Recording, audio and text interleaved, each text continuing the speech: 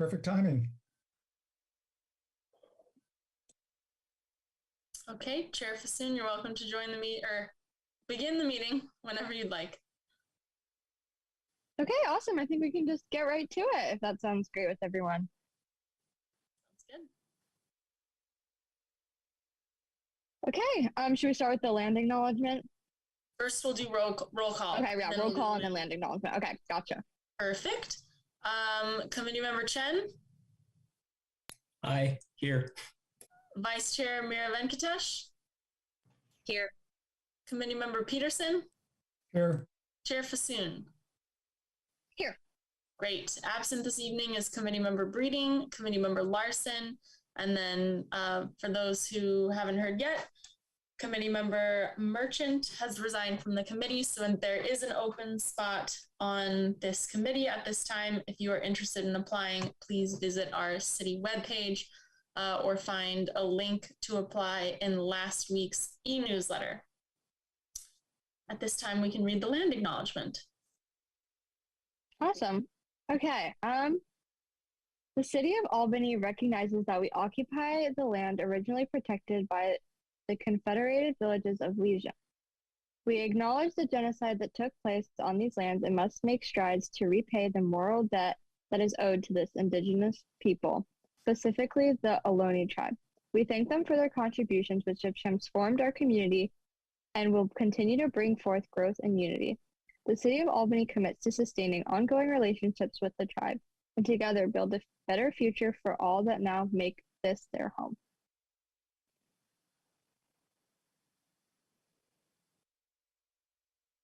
Okay, and then should we move on to the approval of the minutes?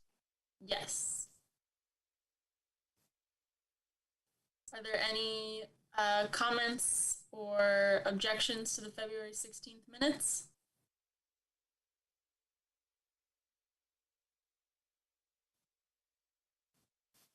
Not hearing any. Is there a motion to approve the minutes? I'll move to approve minutes. I'll second.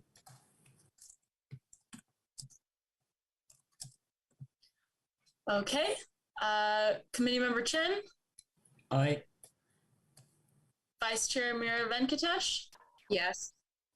Committee Member Peterson? Yes. Chair Fassoon? Yes. Great. Motion carries. Minutes approved.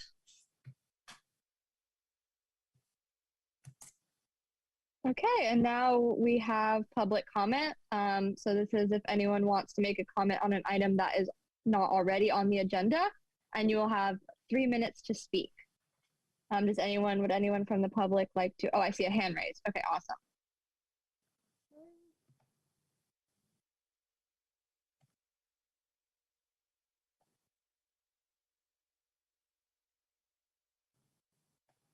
I apologize. I am experiencing some technical difficulties. I think Jeremiah should be able to speak now. Can you speak, Jeremiah? Yeah, I was just being polite, just letting you guys welcome me in when you're ready. Okay, great. I think we're all set. Go ahead. Okay, thank you so much. Real quick, I just want to say thank you for attending the meeting the other night, the city council meeting. Oh boy, I really needed you, and you came right at the good timing. I mean, just your presentation really made the end of the meeting really fun, and because it was getting pretty serious and pretty intense. And I really love these climate action meetings. I mean, these are seriously my favorite meetings to attend, and I just like your presence. You know, you're so fun, and during your presentations, and just keep up the good work. I really hope more people get involved and at least attend these meetings. If they don't want to make a public comment, that's fine. But I wish more people tuned in at 7 o'clock to watch this meeting, you know, maybe instead of Jeopardy and Wheel of Fortune or, I don't know, Warriors game or something. But yeah, I just want to say thank you. So anyway, also, I just want to keep raising awareness over here at, it's such a hard word to pronounce. I'll just say Snitzer Steel. over here in Oakland, and I'm a longshoreman at the Port of Oakland, and we actually just took over the terminal that's in question to build this Coliseum. And I worked there the other day, and I actually called 911 to the fire department. Snitzer Steel was on fire, and they actually the fire department sent the hazmat unit down there.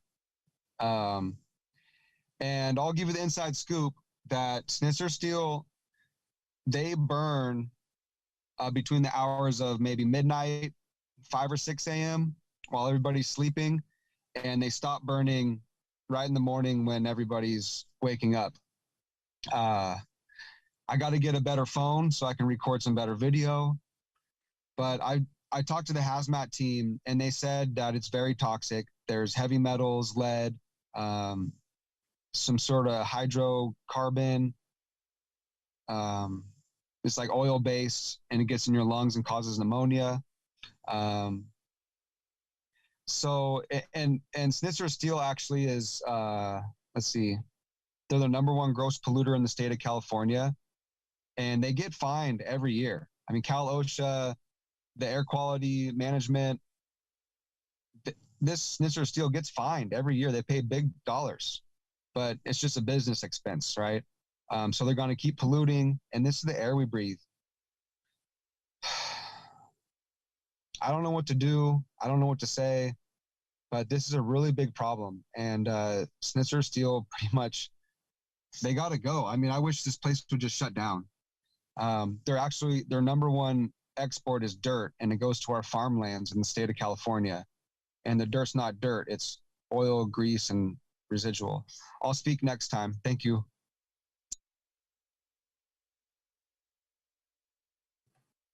Okay, any other members of the public who would like to speak during the general public comment period, please raise your hand. Seeing none, back to you, Chair Fasoon. Awesome. Okay, let's head on to the announcements, starting with sustainability events and resources, item 4-1. Great. Just two opportunities I want to bring the committee and the members of the public attention to this evening. First is there are a plethora of gardening resources available at stopwaste.org/gardening at this time, as many folks are starting to think about their spring gardening and preparing for the months ahead. So I encourage you to check out those resources available. I also encourage you to join in on one of the Alameda County Clean Water Program's free webinars provided by their free webinar series. You can find information on soil basics and eco-friendly approaches to growing your gardens this summer at cleanwaterprogram.org. Just those two on the docket for this evening, and that's all I have for announcement 4-1. I'll pass it to Michelle for 4-2.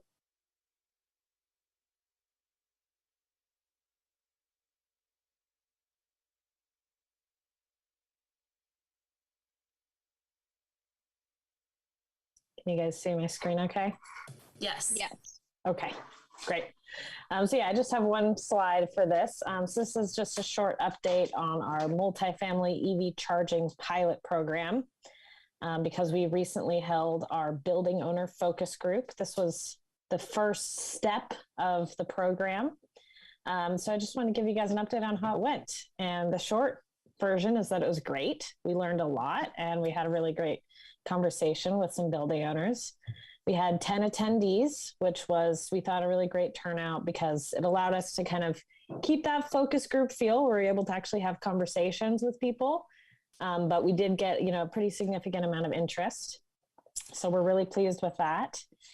And just kind of a few big points from our conversations and kind of questions and answers with these building owners. The first thing we learned was that we didn't see a lot of current demand from tenants, at least that was expressed to these building owners, but they were interested because they really felt like this was just the way of the future, that everyone's going to have electric vehicles. They need to prepare for it now. One of them actually compared it to indoor plumbing, like 100, 200 years ago, that it's like, this is going to happen. We got to do it. And we also saw that speaking to them about the technology that's available really resolved a lot of their concerns. You know, we went over some of the different types of chargers and the infrastructure possibilities and load management and all these different things. And that really did resolve a lot of the main concerns that people had, and kind of made them feel like, yes, I really do want to pursue this. And we also were kind of surprised to find that most of the building owners there were interested in putting in chargers for every space in their building, or, you know, between spaces, so that there was access for every space. So we were kind of surprised and excited to learn that. We also had interest in a variety of charger types. So there were some that were interested in level 1, some interested in just level 2, like outlet chargers or the full charging stations for level 2. And some people interested in having a mix of those 3 on the property. So definitely a pretty big variety, and it kind of depended on the details of their building. So we'll be interested to see how that develops as we get towards the actual applications. And speaking of applications, we also heard pretty unanimous feedback that the application process should be simple. There should be easy access to staff support, and, you know, just really make it something that building owners can do without a huge amount of time and effort. So Johnny and I are now working on putting that together and making it easy for everyone. And we're also working on putting our tenant focus group together. That will be on March 29th at 7 p.m. It's open to any multifamily building tenants in the city, but we're particularly interested in hearing from those in these eligible buildings, of course. And we have reached out to our building owner focus group attendees to help us advertise that group to their tenants. So we're hoping to get some good attendance and learn a lot from that group as well. And we'll, of course, update you when that happens. Johnny, do you have anything to add about that? Johnny was also there helping invite people and moderate and all those good things. No, Michelle, I think that was a wonderful summary. There's not anything I think I need to add at this point, other than to echo my excitement to have the second focus group at the end of the month and hopefully have the application open within the first half of April, which I know a lot of our building owners are very excited about. Yeah, absolutely.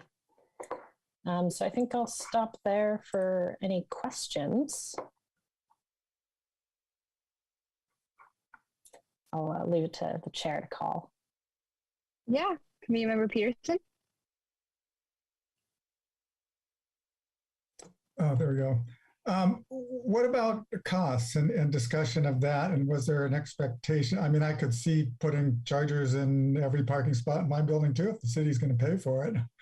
I mean, was there an interest? I mean, I'm very encouraged to hear that they are interested and see this as just something that's going to necessarily have to happen. Are they willing to put skin in the game? And is there an understanding that? And did we get any idea of what their expectation was or their desire was from the city as far as incentives? Yes. If I could speak to that quickly, we did in this focus group do a series of poll questions. And one of those questions was asking our building owners present their financial capability to contribute to the program themselves, because it will be a requirement as part of the application that building owners do contribute some of their own money, though we have declined to specify a required percentage, given that the infrastructure needs at each property will be so different. And we want to ensure that we're installing these systems at properties that will get us the most bang for our buck and the highest likelihood that chargers will be put to use. And we were pleased to see that a majority of owners felt that they would be able to contribute in the low single-digit thousands to this project, but we are shying away from requiring anyone to contribute a specific amount. Ultimately, it will be up to the team choosing from the applications to decide which projects make the most sense to stretch the city's dollars the furthest.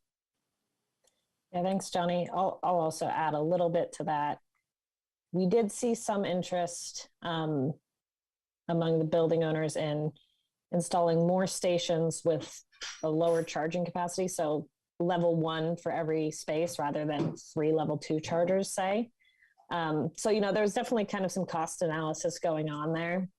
And that seemed like what a lot of people were leaning towards. We didn't get into a huge amount of detail on, we tried to give them a sense of what the cost would be for various charger types, but of course it's so variable that it's hard to say. But yeah, I think the bottom line that Johnny said, most people were thinking somewhere in the range of, $2,000 to $5,000 as their contribution. And then also a lot of, I don't know yet, because they haven't thought about it all that hard. So.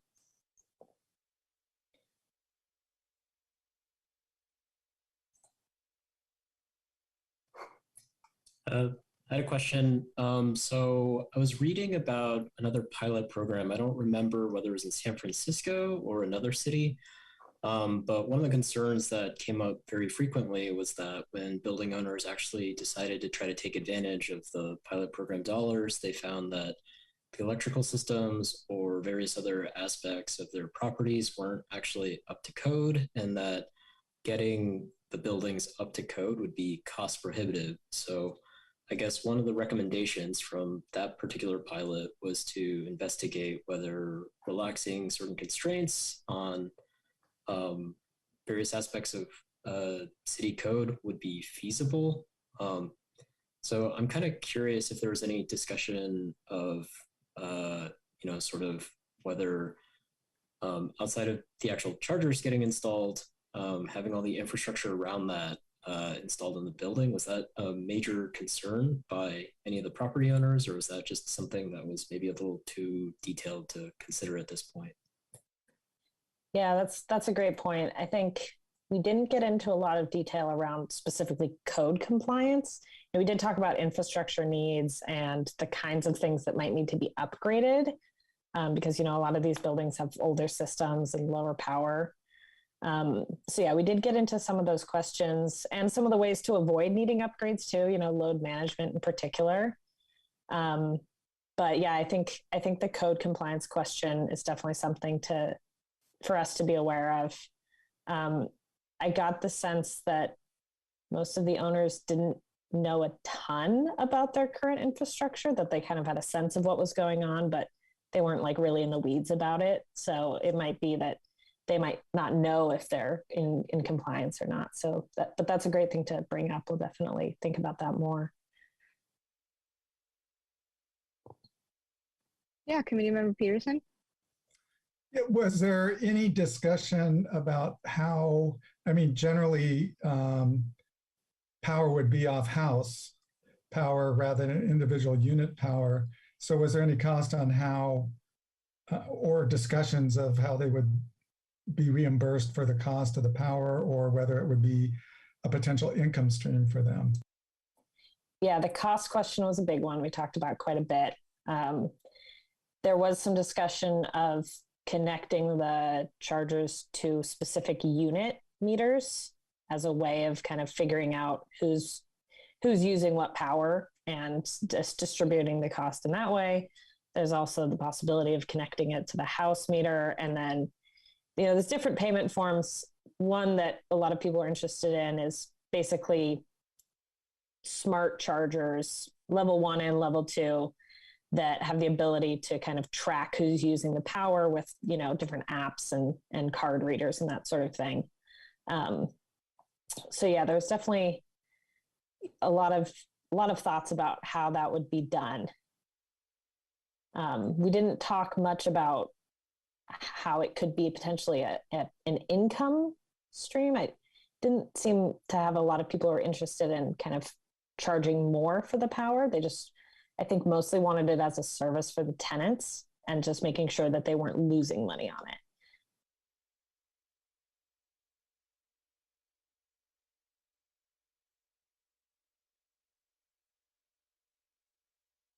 Any other questions?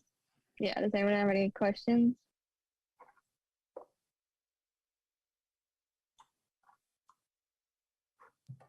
Committee Member Peterson, you have your hand raised on Zoom. Okay. I do see we have a couple public we have one member of the public with their hand raised. So if there are no other committee questions, we'll take that member of the public's question. This sounds awesome. Yeah. Jeremiah? Okay, yeah, question. Would it be possible that there's, multiple ways for the payment to work out for the electricity, such as you explained with the apps? Hypothetically, if I owned an apartment complex and I had 10 units, maybe it would be something on the rental agreement, I guess, between the landlord and the tenant. But it would be kind of interesting to see how the city gets involved to make sure that's fair. And then the other thing was, so basically what I wanted to focus on was, you're speaking about how the city's going to pay for something and then the property owner is going to pay for something as well. And I kind of had either a question or a solution or just kind of a comment. My idea was going to be if the city could just go ahead and pay for the units to be installed, whether it be level 1, level 2, level 3, etc. And then maybe the property owner would take care of the maintenance. So if the city could pay 100% of the initial costs for installation and setting up the whole process, and then once that's done, then maybe if the property owner, let's say, wants to throw down a couple $1,000s or a few $1,000s a year for maintenance, I think that would work out because the property owner is like, okay, well, we didn't have to pay for the initial installation fees. We just got to worry about maintenance. So it kind of seems like a 50-50 effort between the city and the property owner. So that was my idea. The city could just pay everything up front, and then the homeowner possibly could just pay for maintenance costs. Thank you.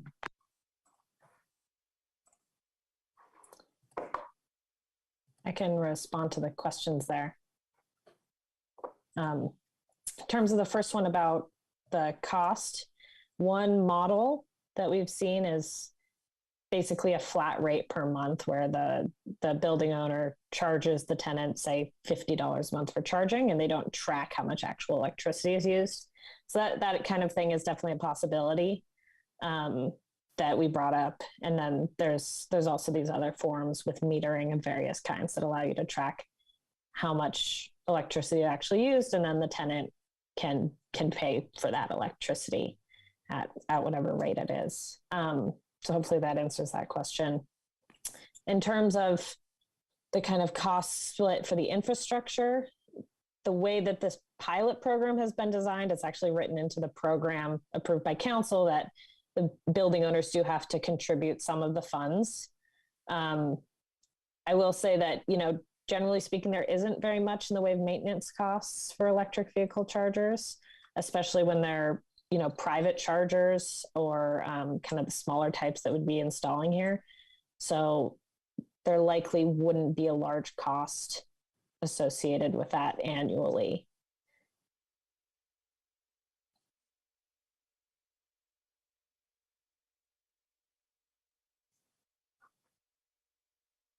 All right. Great. Thank you, Michelle and Johnny. Chair Fasoon, back to you. Okay, if that's all, I think we can move on to the next announcement, item 4-3, which is the update on electrification rebate program proposal. Thanks. This is also me.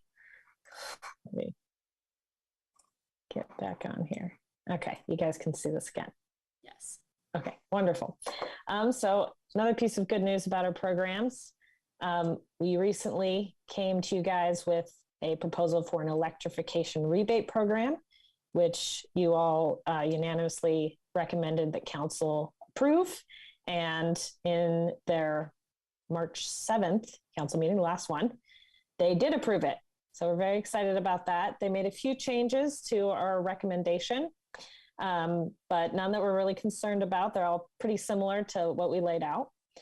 So first of all, it was given a $40,000 budget for the upcoming fiscal year, which was the Climate Action Committee's recommendation. Then they decided to make a little change to the actual rebate amount for the heat pumps. So it's a $750 rebate for heat pumps that are replacing a wall or floor furnace, so a ductless heat pump, and then a $1,500 rebate for central heating replacements with heat pumps, so ducted heat pumps. And the main reasoning for that is because generally the ducted heat pumps do cost more to install. Then we have the $1,000 rebate for electrical panel upgrades. That would be going along with a heat pump rebate, not just on its own. And then all of those rebate amounts would be doubled for low-income households. This is a small change. We recommended very low-income households, and they changed it to just low-income. And that's using the HUD definition. And then finally, a $500 Bay Rent signing bonus for contractors. So any contractor that signs up to be in the Bay Rent program gets that $500 bonus. So we're very excited about this program. We're starting at the very beginning of trying to get it rolled out. And we're expecting or hoping that we can start offering these rebates at the beginning of the fiscal year in July. So that's the plan as of now. Again, happy to answer questions.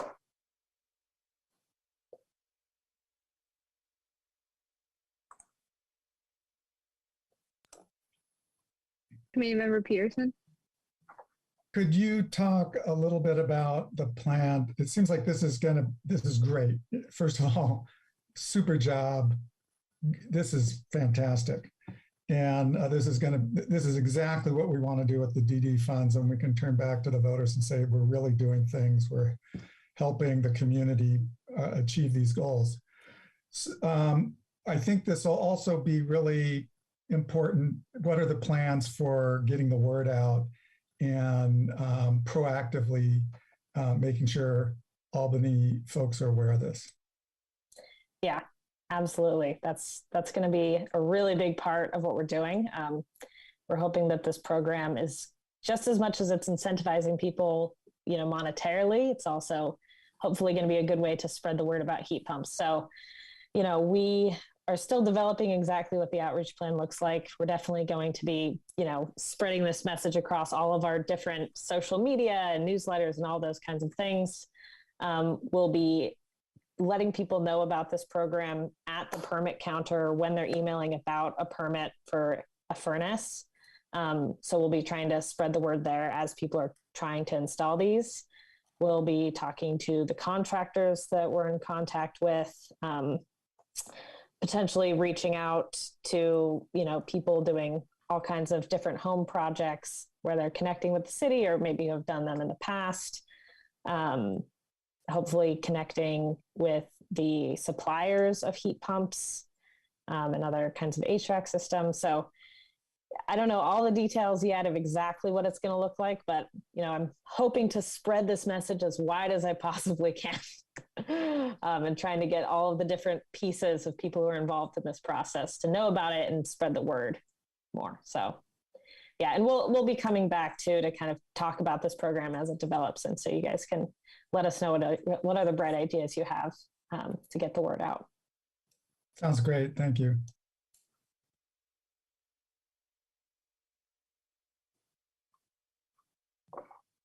Great. I do see we have a member of the public with their hand raised.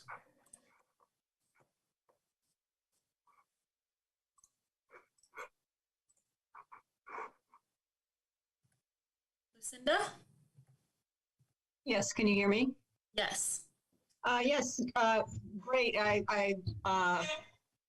I'm very, very happy to hear about these rebates. Our family has been looking at adding a heat pump, electric heat pump water heater, as well as electric heat pump replacement for our furnace. So this is, and I've been, Michelle answered an email today. Thank you so much, Michelle, for clarifying. It can be quite confusing with all the various rebates. Tech Clean has a rebate, Bayram has a rebate, PG&E has a rebate, now City of Albany. So I think some organized effort to educate the public about the various rebates and to fend off a lot of confusion is needed.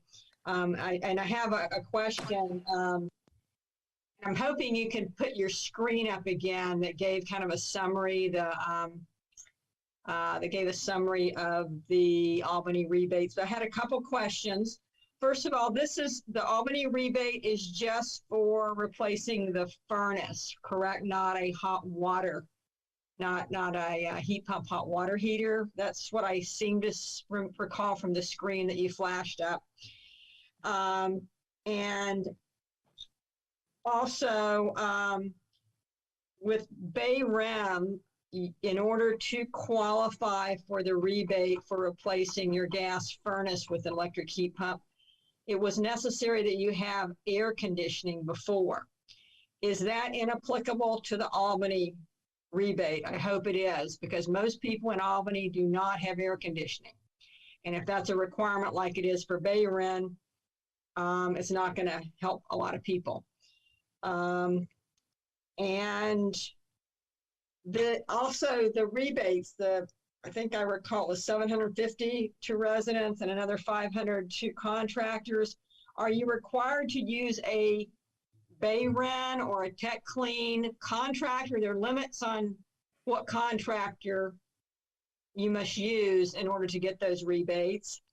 And then my other question, I just wanted to suggest when you define low income, that some kind of asset evaluation be done as well. I just see too often in my work, there are a lot of very, very wealthy people, not only who have a house worth millions, but also have IRAs and 401ks worth millions.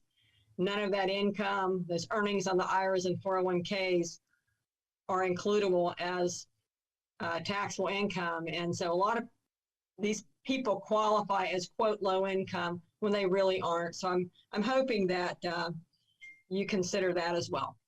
All right, thanks. And if you're able to respond to any of those questions, it'd be appreciated. Okay, I don't see any other members of the public with their hand raised. If that's the case, I can switch my screen here and dive into those. I think there were 4. I'm going to try to answer them all. Number 1, this does not cover heat pump water heaters. It's only for heating and air conditioning systems. So only for heat pump HVAC systems. Number 2, let's see. So yes, right. The AC. The Bayram requires that you have AC already or that it's a ductless system. Our rebate does not require that. So there's 2 different rebate amounts depending on whether it's what kind of HVAC system you have right now, but you do not need to have an AC currently in order to get the Albany rebate. So yeah, any HVAC replacement will qualify. You do not need to use a Bayram or Tech registered contractor. Any contractor you use will qualify for this program, for Albany's program. And then finally, for the low income requirement, that's based on the Department of Housing and Urban Development's income standards. So, you know, there's a list of incomes per people in the household that you can pull up. So it will be based off of that. I have heard from some other cities that run programs like this that there has been some abuse of that system. We're hoping to avoid that, but I think we'll see how it goes as we start to implement the program, and we might need to adjust our definitions, which would be a little more complicated, but hopefully we won't need to. And, you know, the goal is to just make this as equitable as possible. I think I got all of them. Lizzie, does that sound like I got them all? You would know better than I would, but that sounded like pretty comprehensive. Okay, great. And of course, anyone in the public, if you have more questions about it, please feel free to email or call, and I'd be happy to talk to you about it in vivid detail. And Michelle's email is mplaus@albanyca.org. That's right. Yes, you can see my last name on the screen there, hopefully. So it's mplaus@albanyca.org. Great. Okay. I apologize. I see a member of the public with their hand raised who already spoke. And per our rules of order, we're not allowed to let a member of the public speak twice on one item. Back to you, Chair Fassoon.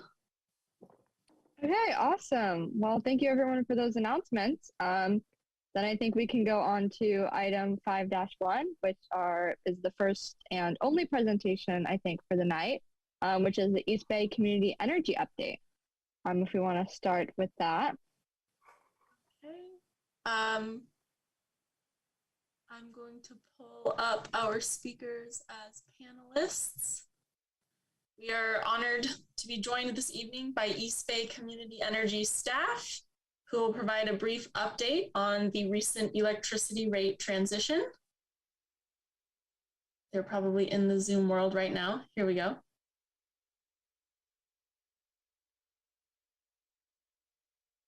Good evening, Kate and Alex.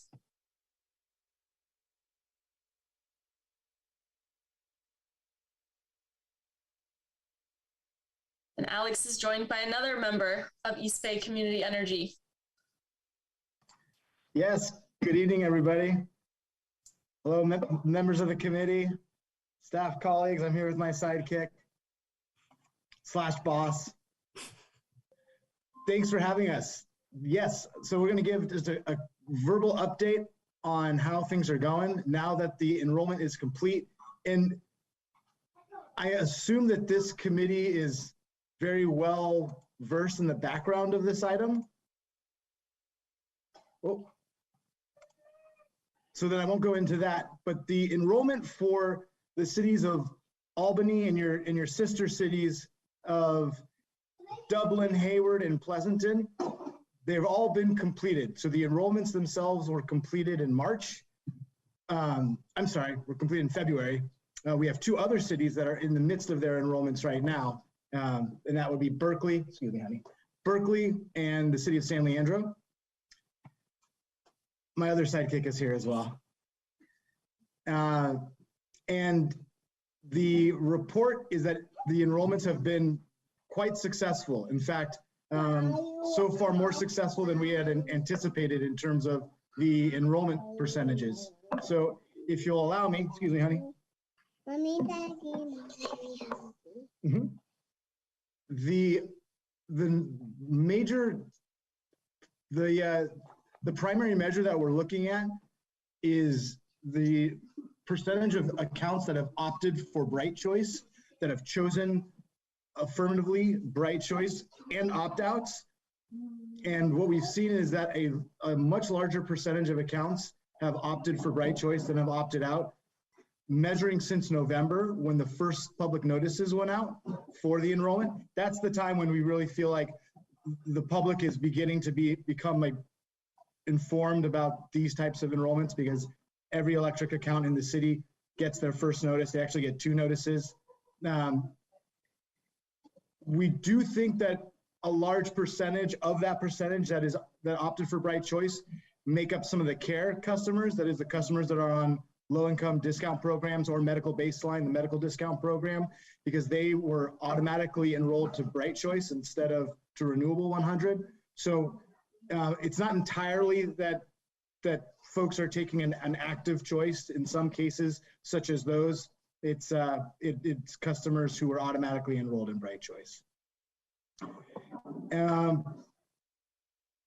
The other update I wanted to provide was thanks to Albany's leadership and those of the other jurisdictions that have joined you in defaulting to Renewable 100, other cities are continuing to do it. So as I mentioned before, Berkeley and San Leandro are enrolling right now, but just last night, the city of Emeryville voted to enroll both residential and commercial accounts.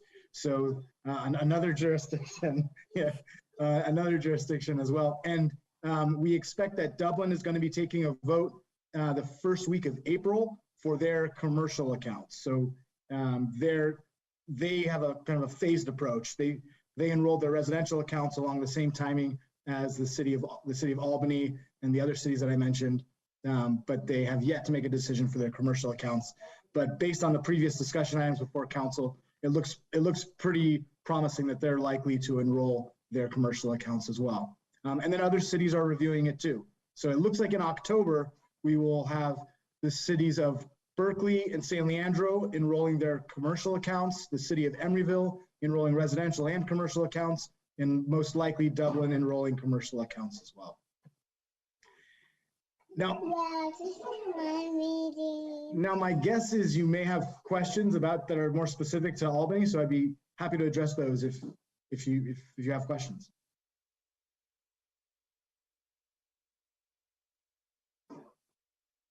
Yeah, Committee Member Chen. Maybe just a question. So if I recall correctly, Albany and I think the city of Hayward were the only cities that defaulted to bright choice before. Is that true? Or is that, I see that in the memo, I think a larger percentage, there were a larger percentage of residents who opted down. And I guess that's because that was the default and Karen Fear were automatically moved over to the opt-down. Is that what's going on there? Yeah, so that's correct. So the Albany and Hayward were both the only cities to default to the option of Brilliant 100, which is no longer available. And if you recall, that was the option that was 100% carbon free at price parity with PG&E, but it was discontinued, which kind of prompted the city to make this change to Renewable 100. And so, yeah, for that reason, in Albany in particular, previously customers on Care, Fair, and Medical Baseline were on Brilliant 100, but the council's decision was to default those customers to Bright Choice, since that's the more cost competitive option. It's got a 1% rate discount. It's still a minimum of 5% more renewable than PG&E, so it is more renewable, but it comes at a rate discount. And the thinking was that those customers might be more price sensitive, and of course they certainly are still encouraged to choose Renewable 100 if it fits their budget.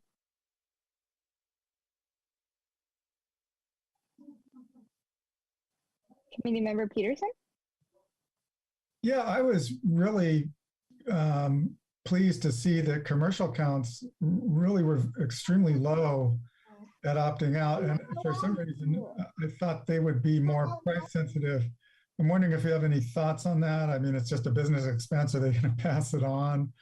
Or, I mean, that was just great from my point of view, but I wondered if you had any insights into that. Yeah, we noticed that too. And I think we were kind of anticipating that those in the commercial sector would be more likely to choose Bright Choice. And, it is still pretty early on in the game. And so I would expect that those numbers will increase on the commercial side, if not both the commercial and residential. There is a bit of a time lag here. The enrollment occurred in February, and each account enrolls according to its own meter read date, so it's not in one fell swoop. And then customers don't see the Renewable 100 bill charges until the following month. It takes one billing cycle. So I really think that for the customer experience, those that are paying attention and those that are looking into this, sure, this won't become, yes, it won't become real to them until they read their bill this month. And since it's all on an individual billing cycle, some customers haven't even received that bill yet. Like some customers won't receive their bill until the end of the month. So I would say that these are preliminary figures. They are promising, they look good, but I think that we'll probably see more opt-outs coming up once we're through a full billing cycle for the entire city.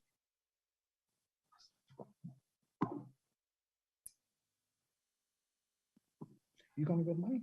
Go ahead. One question I had, so it looks like the percentage of opt-outs in Albany, the change from November of 2021 on an absolute basis was pretty small. It was something like 1/4 of a percentage point. but compared to the total number of opt-outs, it represents something like 8 or 9% of the total opt-outs in roughly a quarter. Is that what you guys would expect, or that seems a little bit high?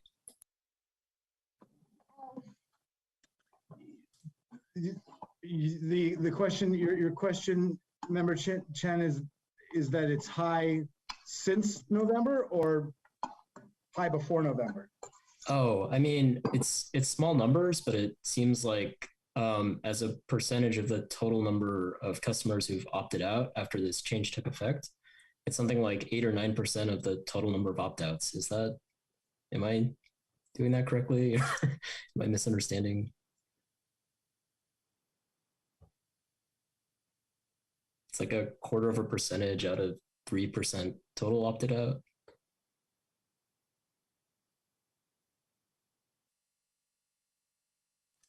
Alex, you're muted. Sorry, I'm taking a look at the numbers myself now, just so I have them in front of me.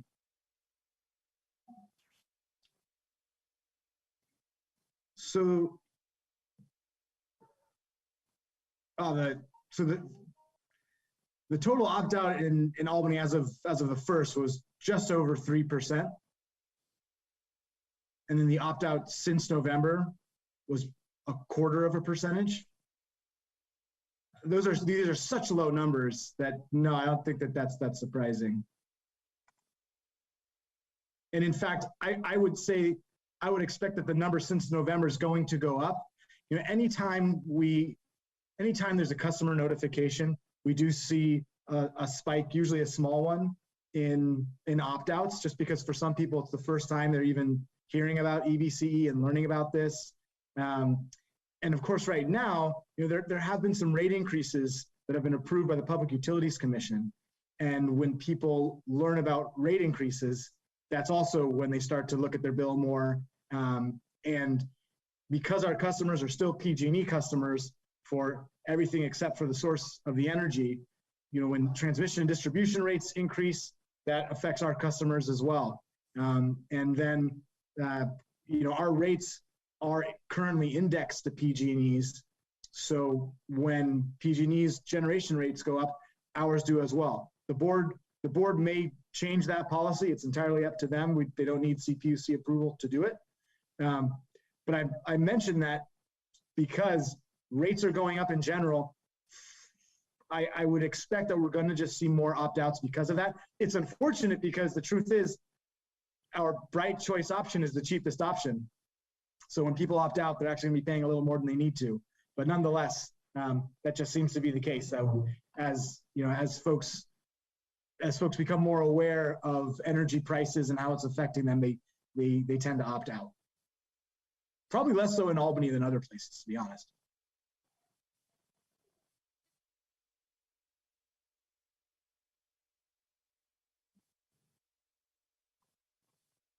Other questions? Well, on behalf of EDC, I would just like to say that you know, we're really honored to have cities like Albany in our Joint Powers Authority. Obviously, from the beginning, Albany has been a leader. Not many people know this, but I give Albany a lot of credit for EBCE forming in the first place, because way back several years ago, before EBCE existed, the City of Albany entertained the possibility of joining Marin Clean Energy across the bay. And there had been a lot of people who wanted to see a community choice provider in the East Bay, and it wasn't getting anywhere. And the County Board of Supervisors weren't really doing anything about it. But as soon as it became clear that Albany might join Marin, all of a sudden the tone changed at the County Board of Supervisors, and suddenly they came up with funding to do a feasibility study and a steering committee, and here we are today. So hats off to you. And as you can see, the leadership is still doing its part to inspire other communities to go renewable. So thank you. Thank you, Alex. Chair Fasoon, I do see 2 members of the public with their hand raised. If you want to open it to public comment. Yeah, let's go ahead and open it to public comment. Looks Lucinda? like Hello? Yes, I just had a couple of comments. I have found that a great number of my neighbors and other Albany residents are completely unaware of East Bay Community Energy. I have been amazed how many residents think that their electricity still comes from PG&E, and I think there is some outreach is still needed. And I also just had a question, and the staff may have access to some reports and things that the public doesn't have right now. But you mentioned approximately 3% opt-out. I'm just curious, how many of those are commercial? Is that total commercial and residential? And someone had said that the commercial opt-out was much lower than expected. So I was just curious of that 3%. How much of it, if you have easy access to that, is residential and how much of it's commercial? Thank you.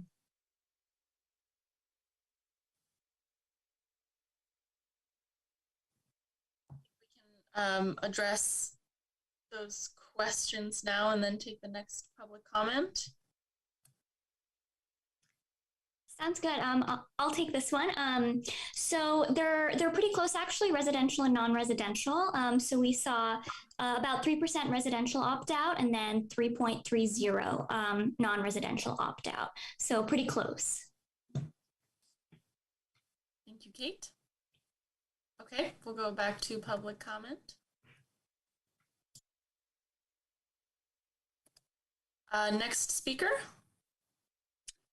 Yes, good evening. I need to know what entity is going to,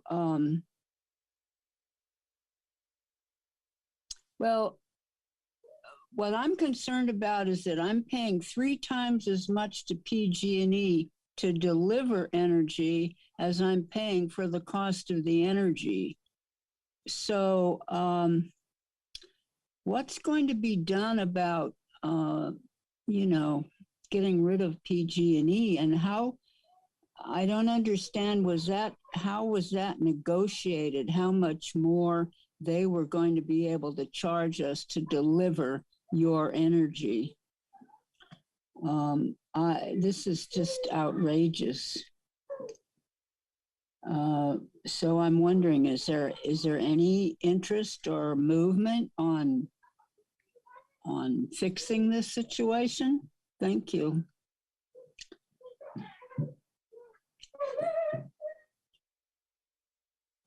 Okay, we can go to the next speaker. We lost our clock. Jeremiah?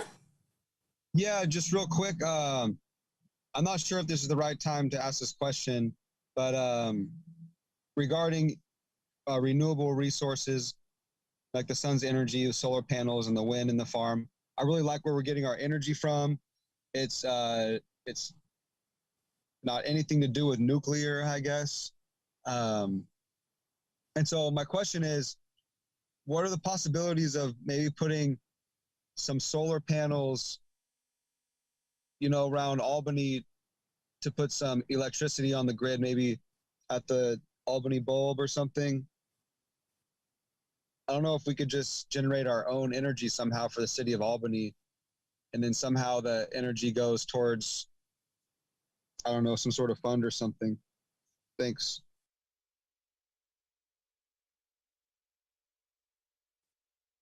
Okay, Chair Fassoon, back to you. No other members of the public with their hand raised.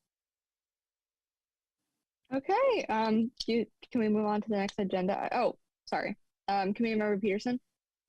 Yeah, I'm wondering if one of the East Bay Community Energy folks wants to address the question about the PG&E cost being 3 times the energy cost. And just a little insight, if you don't use much electricity, you're stuck paying the transmission cost, even if it is more than the electricity you own. So I don't know if that's it, but I know in Albany, a lot of places use more gas than electricity.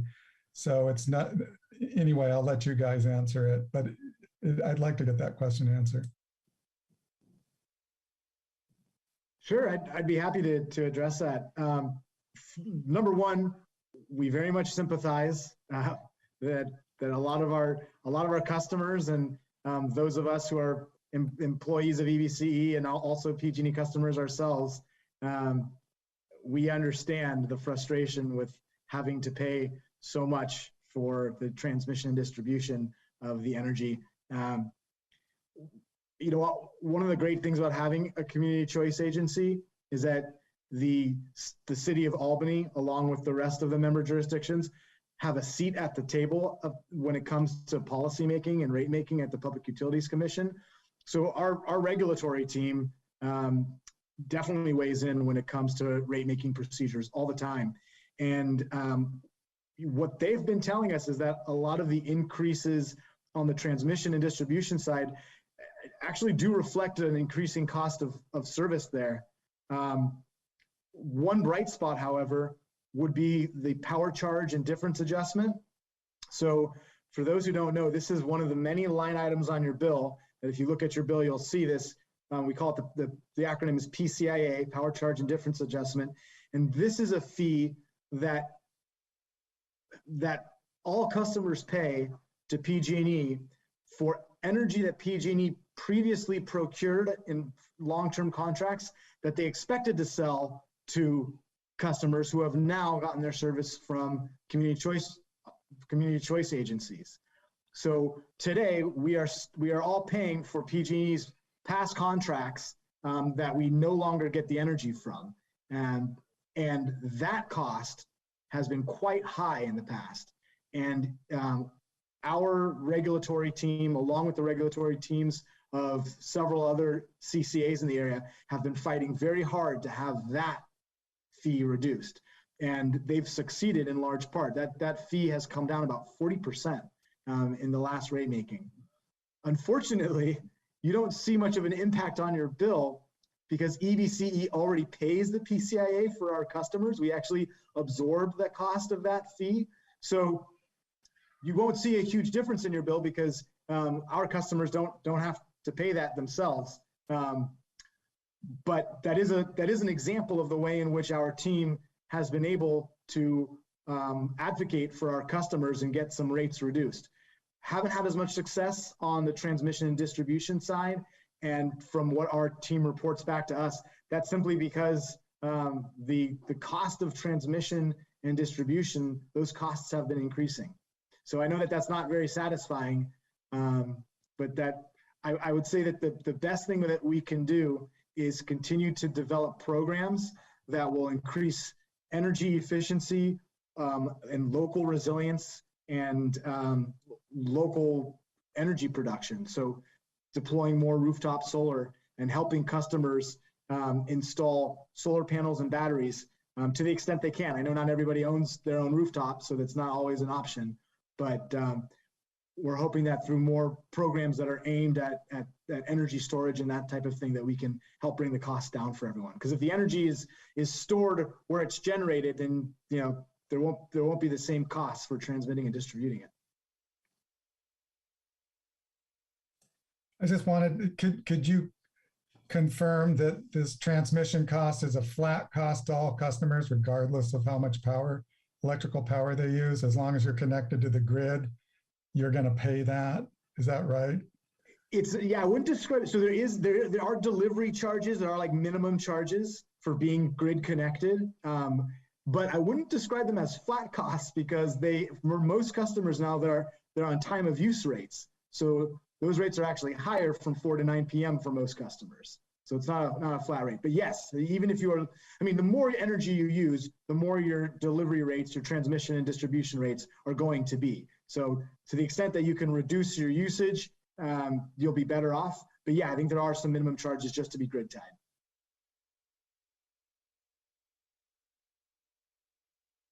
Committee Member Chen. Yeah, one question I had related to rate changes is that a couple of months ago, I believe the committee discussed net energy metering changes for rates being proposed by the state. And I think the assumption was that if a new net energy metering proposal was passed by the CPUC, that rates for PG&E for export would be reduced for customers, so you get paid less for exporting energy to the grid. If that happened, would we expect to see the same thing happen at EBCE, even though EBC is not regulated by the CPUC? Yeah, that's a really good question. Yeah, there's been a lot of debate about net metering policies, and they've actually been the decisions have been postponed. So, but to answer your question, yes, it would affect our customers, but not necessarily in the same way. Now, primarily because the net metering rates apply to both generation and transmission and distribution. So since our customers are still paying transmission distribution rates to PG&E, any changes that the CPUC approves for PG&E would certainly apply. For EBCE, our rates require the approval of our board, which has a representative from Albany City Council on it. But by and large, our policies tend to be pretty similar to PG&E's for the sake of consistency. But that's something that's under review as well. Some of the differences include that we provide a cash out option for customers who are surplus generators. I wouldn't expect that to change. So there, I think, would still be some benefits, even if the actual rate at which surplus energy is compensated changed. It could be that our board would decide that it would only affect future customers and not those who have already installed solar. So to answer your question, it's possible that those changes would look similar, but it's really up to our board. And so they don't have to look the same on the generation side.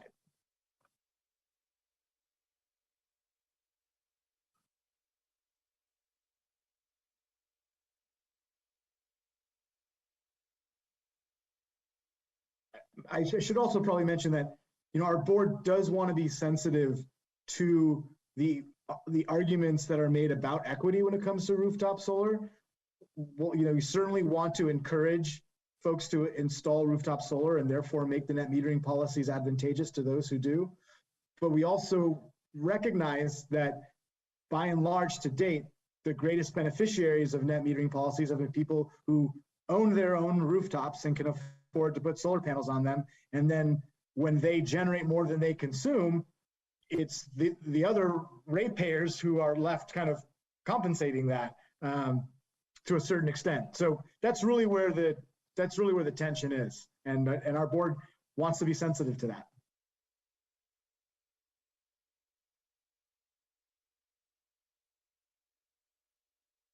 I hope that answers the question, or at least to some extent. Cool. Committee Member Peterson. And then just on the last question, someone brought up about more solar in Albany. What is EBCE doing for large scale generation for the entire EBCE service area? Are you funding solar generation and wind generation? Oh, most definitely. Yeah, we've signed power purchase agreements, about a dozen of them now, for utility scale wind and solar projects to the tune of nearly 800 megawatts in the state of California, and then another 300 plus megawatts of energy storage in California.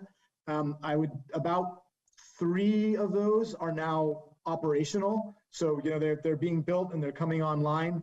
One of those projects is within our service area in the Altamont Pass. There's the Altamont Wind Farm that I'm sure you've all seen. That's in Kate's background there. And so there's an expansion of that facility that's going directly to our customers. So yes, we are. That's a big part of what we do. We have a whole team of folks who are working on procurement for renewables of all kinds, also geothermal and bioenergy as well, to the extent that it's required. As far as on the Albany bulb, that would be more up to Albany, to be honest. So our procurement process is an open process. We have a request for proposals and we receive bids that way. And my guess is the real estate at the Albany bulb is probably pretty pricey, and so it might not be the most cost competitive place to put a solar installation, and there's probably some wildlife issues there. So my guess is that a project there is not going to happen anytime soon, but it's possible. Certainly if the city of Albany wanted that to happen, I'm sure that they'd have a receptive audience at EBCE. But short of that, I think that the projects are probably going to be sited in places where the real estate is not as expensive and the ecological concerns are not quite as high. Yes, I don't think it is feasible at this time, not necessarily because we don't want it, but there are a lot of hurdles, mostly legal hurdles.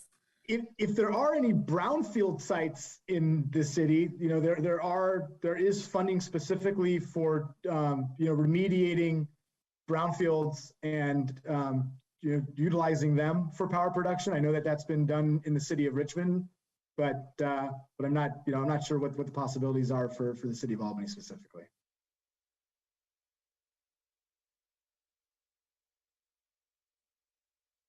Great. Well, if there are no other questions or comments from our committee members, I just want to say thank you to Kate and Alex for joining us this evening. I know we were all really looking forward to hearing an update from East Bay Community Energy. Thank you all so much. Thank you. Thank you so much.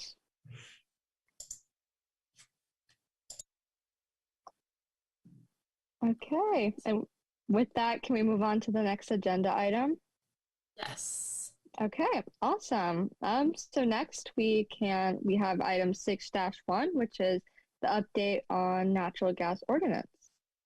Yes, so Johnny and I will both be presenting on this, and I'm sure Michelle will chime in as needed as well, because we've all been tracking this over the last 3+ years now. I'll start by providing some basic information that was included in your memo, but I'll go over it again so that the committee can come into this discussion with the full background and so that the public is aware as well. In July 2019, the City of Berkeley adopted a natural gas ban ordinance that prohibits natural gas infrastructure in all new construction. At the time, many cities were doing this, and the City of Albany wanted to follow suit. So we created a draft ordinance that would follow the measure adopted by the City of Berkeley, but utilizing our City of Albany Planning and Zoning regulatory, or within the Planning and Zoning Code, following our Planning and Zoning regulatory authority to prohibit natural gas infrastructure in new construction. We started taking this action in the late summer of 2019, but in November of 2019, the California Restaurant Association filed a lawsuit against the Berkeley Ordinance, which alleged that the ordinance was a violation of federal law. During calendar year 2020, various briefs were filed by the parties, ultimately leading to a ruling in July 2021 upholding the Berkeley Ordinance.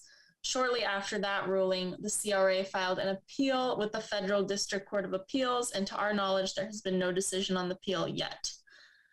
Staff has consulted with our city attorney, who we haven't explicitly asked to date, or haven't asked her to present this to the council to date. But if we were to ask, we anticipate that our city attorney advice would be to delay taking action on an ordinance until the Court of Appeal rules to avoid legal action that could be costly. In the meantime, though, between 2019 and today, we have some all-electric preferred REACH codes, which have come before this committee many times. If you have specific questions about those, please ask Michelle, as she's the expert. But these are procedures required by the California Building Standards Code, and they were, under this, we adopted energy REACH codes that strongly incentivize all-electric construction. These are totally legal. They have gone through approval of the California Energy Commission, and they're being implemented currently. Attached to this agenda item was the original draft ordinance from 2019.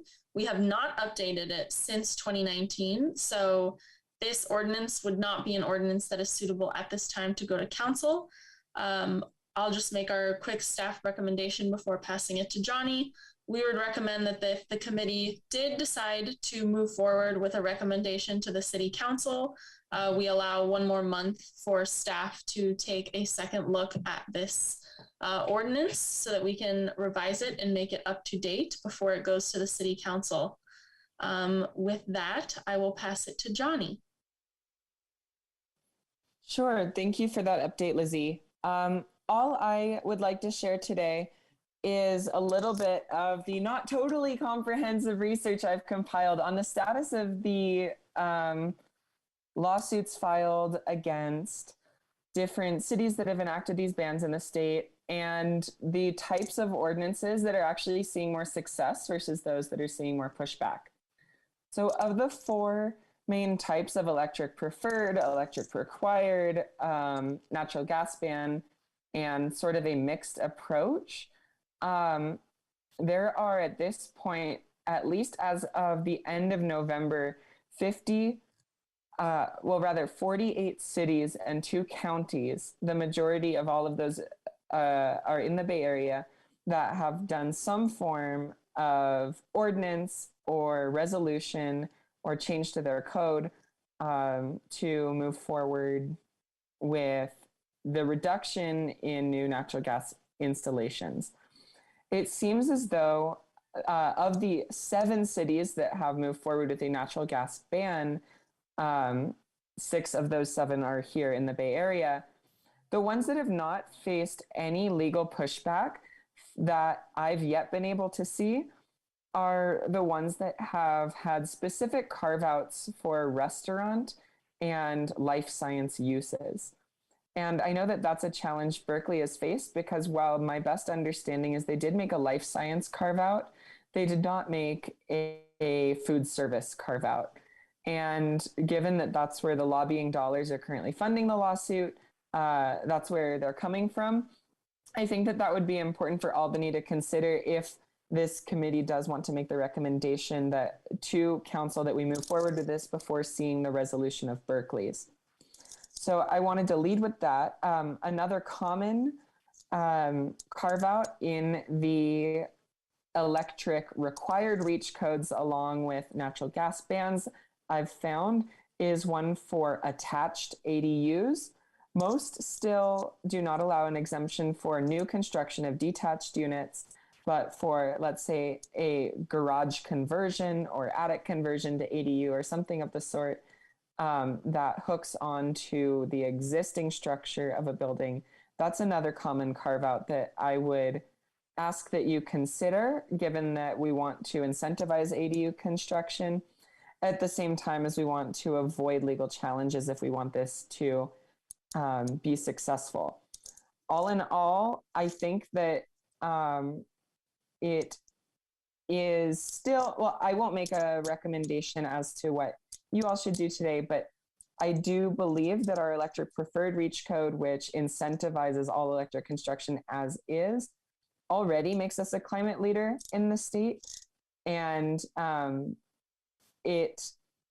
well, at this point, I'd just like to rather open myself up to questions. So if there are any committee member questions on particular carve-outs that have or have not been successful, that's sort of the research that I had put into this. So feel free to let me know. Thank you.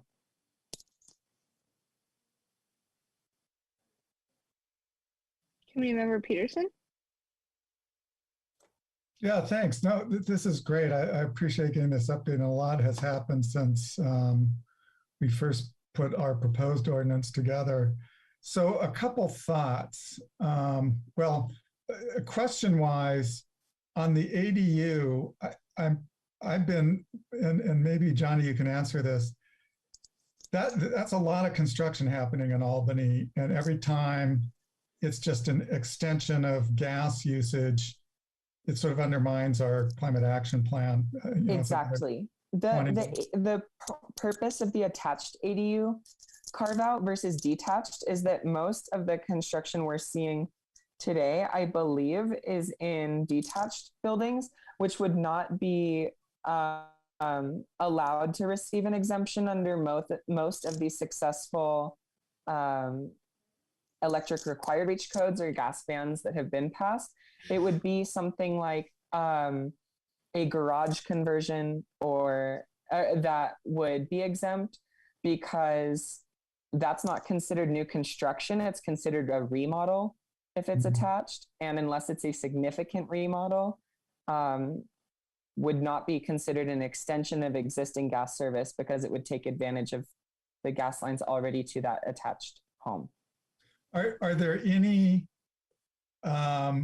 clauses in state law that forbid cities from restricting what kind of energy can be used in an ADU, period?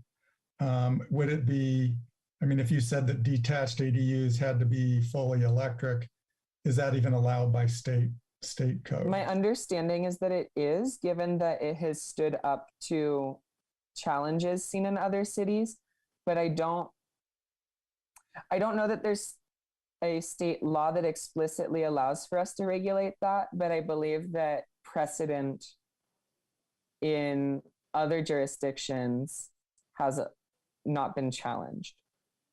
And then for major remodelings, have any of the cities, the 48 that have bans, have any of them enacted this for major remodelings or some defined Yes. amount? So my understanding is that with single family homes, if 75% of roof area, or if 75% of wall area, or if 75% of total floor space, if any of those criteria are reached in a remodel, that is considered new construction. It is considered just a remodel if it does not reach that criteria. Okay, does that coincide? I know Albany has a major remodeling trigger. I think it's only adding over 400 square feet, something like that. That sounds correct to me, but I'm not familiar. Yeah, and that triggers, right now, it doesn't trigger that you've got to go all electric. It just triggers having to fire sprinkle the home.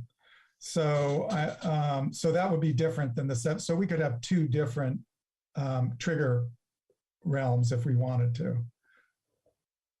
Okay, great. Thank you.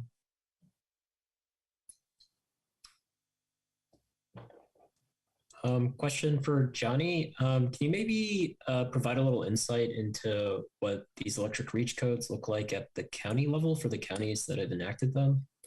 The two counties that have enacted them, actually neither have done a full natural gas ban.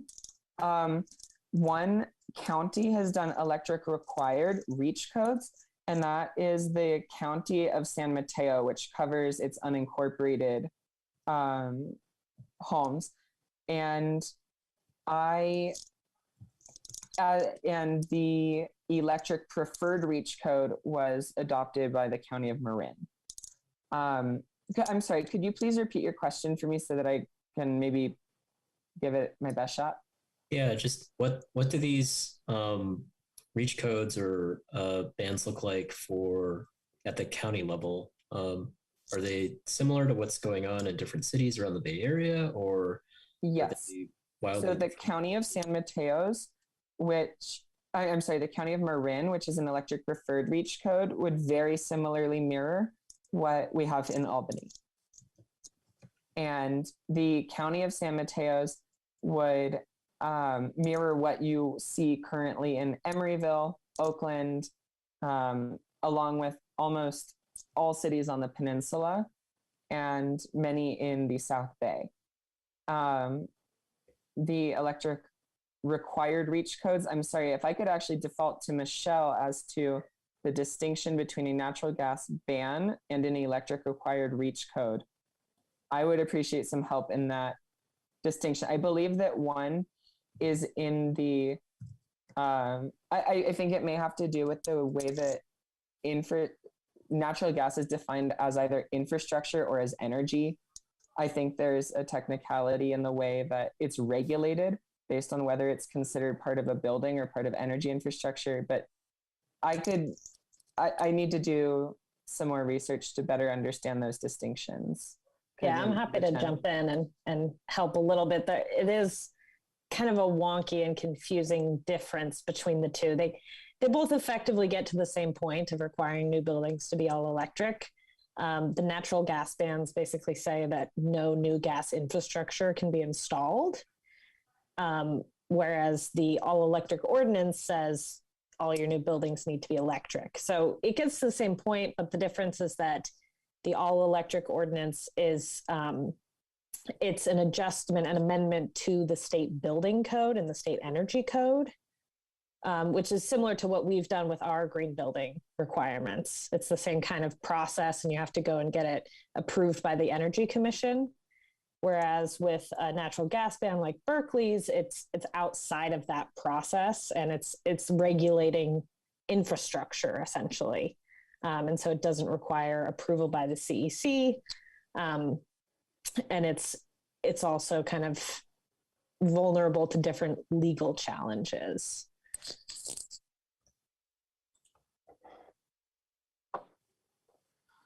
Committee Member Peterson?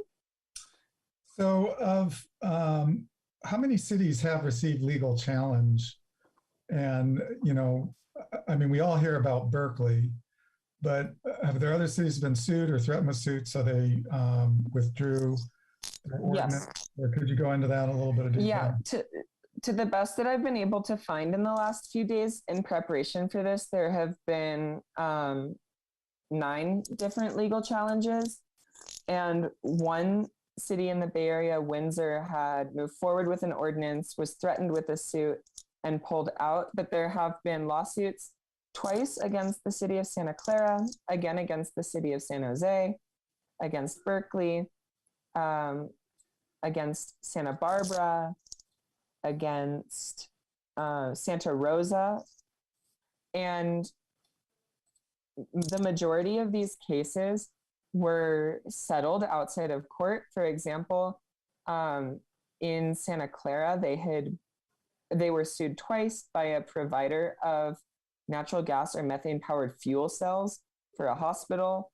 And the Superior Court ruled that the city needed to do a CEQA analysis before implementing that ordinance, but they got around CEQA by reclassifying those fuel cell generators as power plants and prohibiting that through the zoning code.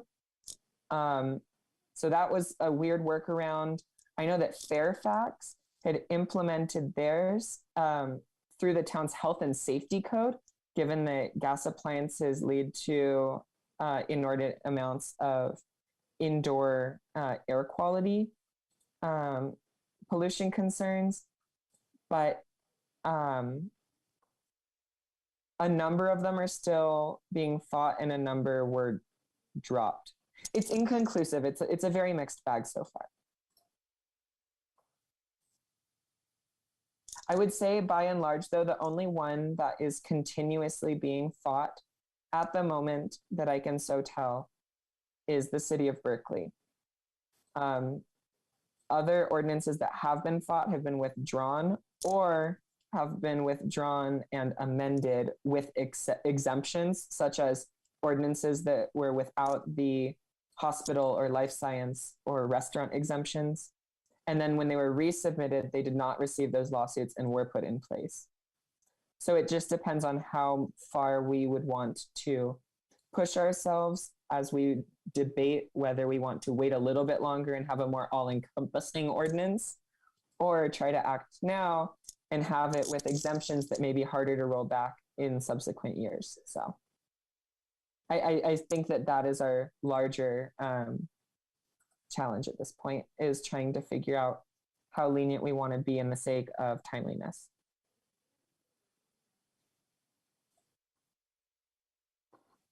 Thank you for all these questions.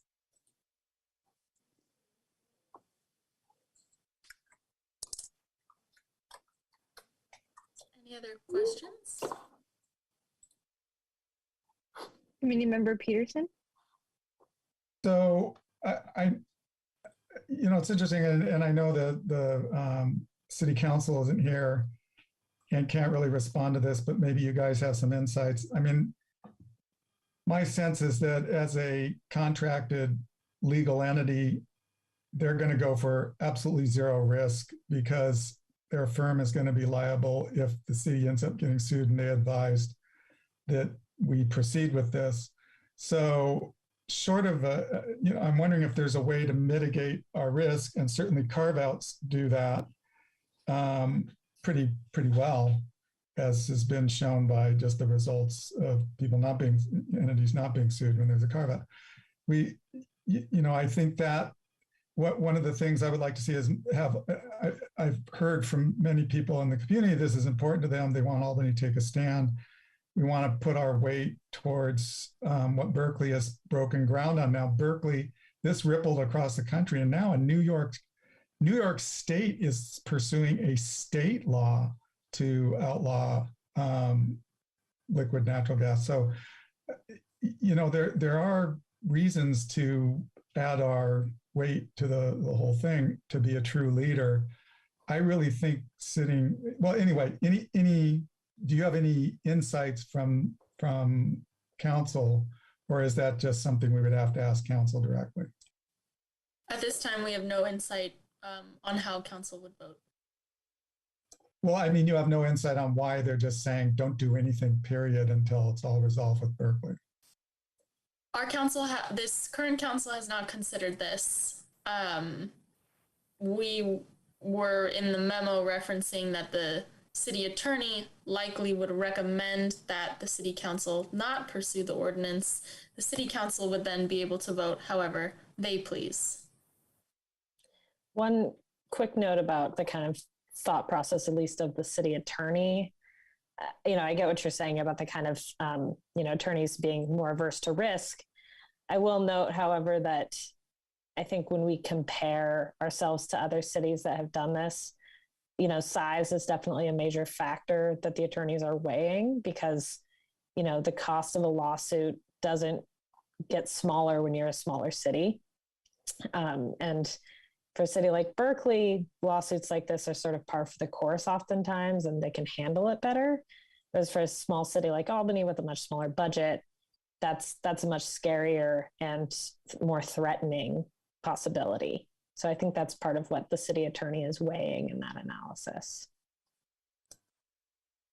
Yeah, I don't think she's looking at anything except the Berkeley situation at that. So we wouldn't do that. We'd do carve-outs. And in that situation, we're much less at risk. But I realize there's still a risk. Anyway, I'm just interested in how to convince city council about it if we make a motion to push this along. Also be interested to hear what public has to say. Should we open it up to public comment? Yeah. Okay. At this time, if any of the members of the public would like to speak to this item, please raise your hand.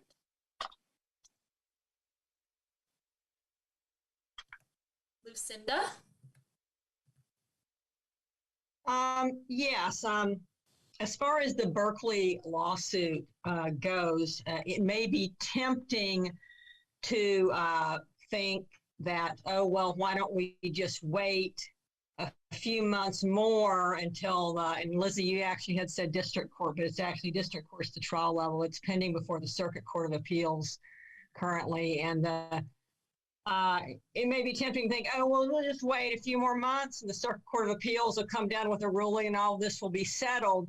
But that's unrealistic. I mean, it's possible, but oftentimes the Circuit Court of Appeals sends the matter back down to the district court for additional fact finding. That adds another year to the litigation. Then that decision goes up to the Circuit Court of Appeals, and then it can ultimately be appealed to the Supreme Court. So this could go on. This Berkeley lawsuit could go on for years and years. And for the city to postpone making a decision on a gas ban or shelving everything until the Berkeley ordinance is finally decided is really, I think, kicking the can way down the road. We've got an urgent climate crisis, and we don't have the luxury of time to wait a few years until this litigation is resolved. So I would urge the council to the committee to go forward with some type of ban. I haven't really given a whole lot of thought to carve outs. I do want to point out that other small cities just as small as Albany have gone forward. Half Moon Bay in December passed one. I don't think Half Moon Bay is much bigger than Albany. And you're right, the cost to a small city, the cost of litigation or a large city is the same, but it also costs the restaurant association or whatever plaintiff is bringing the action. It's also very expensive for them, and they tend to want to go after the big fish. It gets a lot. I think they're going to be a lot less likely to spend that money on a small town like Albany. So I would really like to see our town. We've taken the lead on climate action by in a lot of other respects by passing Measure DD. Our residents take the climate crisis seriously. They want to see action. And I would like to see us join the other cities and states who are moving forward with this. Thank you. Okay. Jeremiah?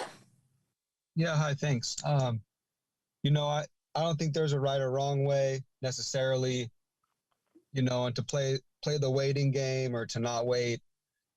Nobody really knows what's right until there's any actual outcomes or decisions made by any courts.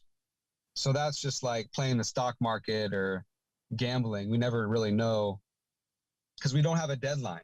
I mean, there's no deadline for when Berkeley's going to figure out what they're doing. I would bring this up to city council, as soon as possible.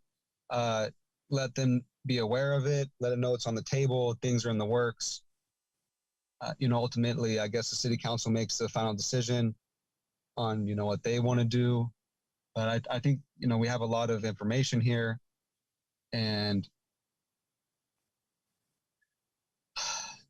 I know the year just started, but the year's almost over. I mean, we got a break in September, and for it to finally get on an agenda, it may take a couple months. So I would just say the sooner the better, because it's going to take a couple readings anyway. We got the break in August, and then September, October, and then the year's over. We got to start again. So yeah, keep up the good work, everybody.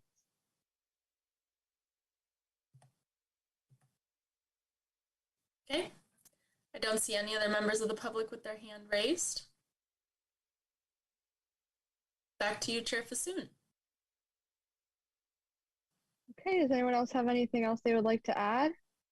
Questions or comments? Committee Member Peterson?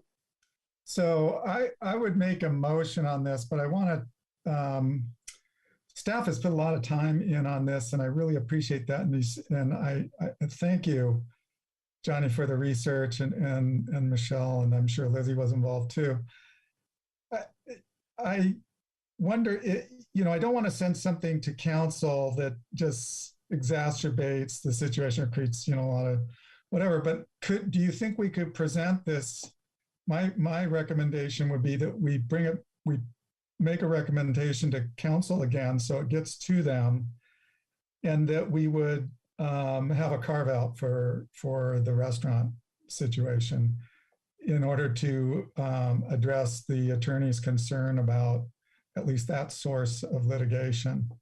Is that something, does staff feel they can prepare a report that supports that? Or, what is your thought on that? I think as far as next steps, it would make most sense now that we have your feedback on what kind of carve out you would be interested in, for us to take this feedback and to update the draft that we have not touched since 2019, and then bring that to this committee, and then this committee recommend that ordinance to the council. I don't think recommending the current ordinance, because it doesn't have an exemption for restaurants or any exemptions, I believe. I think there's a hardship exemption, if I remember, from back in 2019. But I would recommend that we come back in April and with a fully baked, updated ordinance. Potentially could take till May, but we'll aim for April. And at that time, then recommend a finished product to the city council. Thank you. So I guess I have a question to the rest of the committee members, whether that sounds like a good plan and would they be supportive of that? And is there more to be put in it besides just the restaurant carve out?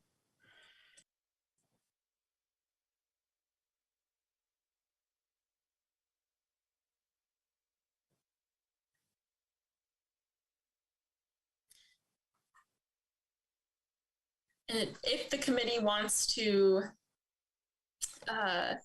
if we come back with this in April, we'll come back with an update. We can come back with some recommendations on what to exempt. We'll put that in a draft ordinance. At that time, the committee can continue this discussion as well. I don't think this is an ordinance we should rush. Yeah, no, I agree. So what about major, it sounded like there was a 75% change aspect in other ordinances. And I think that would be really good to have in ours. Does anyone have any? Well, I'm more than happy to make a motion that we request staff. You don't need to make a motion to provide feedback to us. The motion would be to recommend something to council. Okay, so You're not directing us. You're providing feedback, and we will yeah, incorporate we're providing feedback, but I just want to make sure that something happens. So I don't know how we do that. I mean, so we're saying we will do it. So it'll be on the agenda next time with the updated. And myself, speaking for myself, I like to see the restaurant carve out and also addressing major remodel.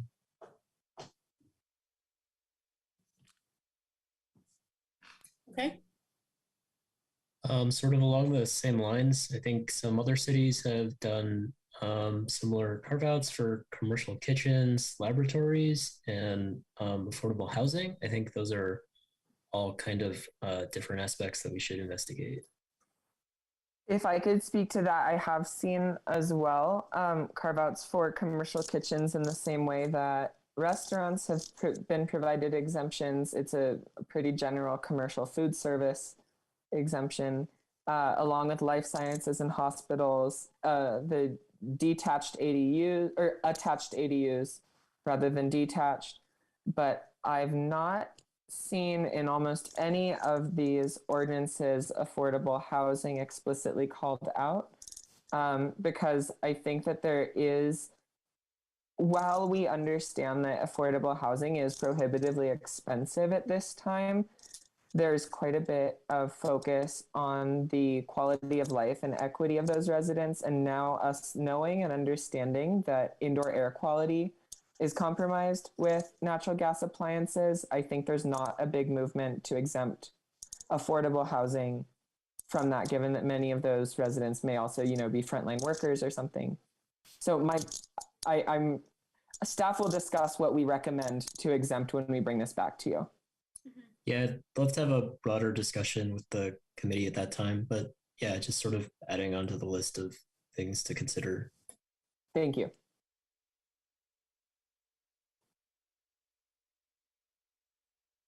Okay. One other question I had, is there anything we can do at the city level to push on the county to enact a natural gas ban? I'm fairly certain that given that building codes are regulated by our jurisdictions, anything imposed by the county wouldn't affect City of Albany land. It would be for County of Alameda properties that are outside the jurisdiction of any city. So if Alameda were to enact its code as did San Mateo and Marin, that wouldn't affect anything we have jurisdiction over. Although it is going to be interesting to see, it was news to me that the state of New York is looking into Yes. this, and I think that if we hear anything that the committee could recommend that council endorse, we will absolutely bring that before the committee.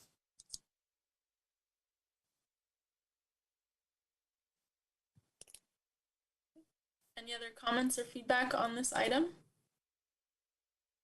We'll plan to come back in April or May with an update.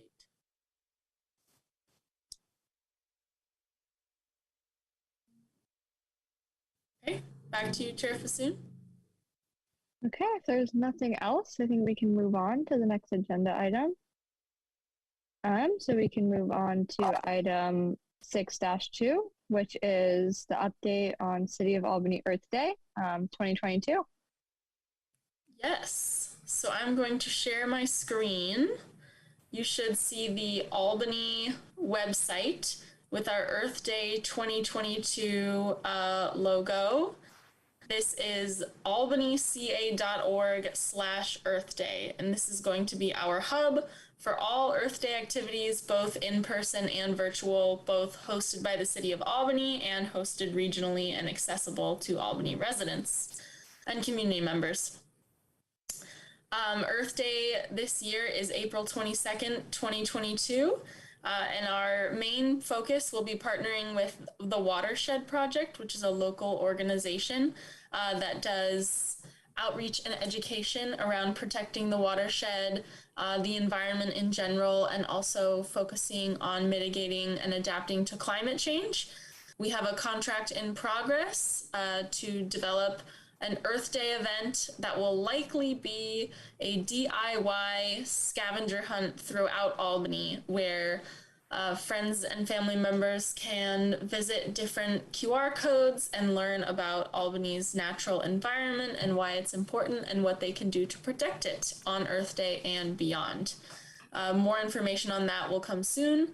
Earth Day is about a month away, so we're still working on wrapping up some of the details, but today is just a quick update on what we have.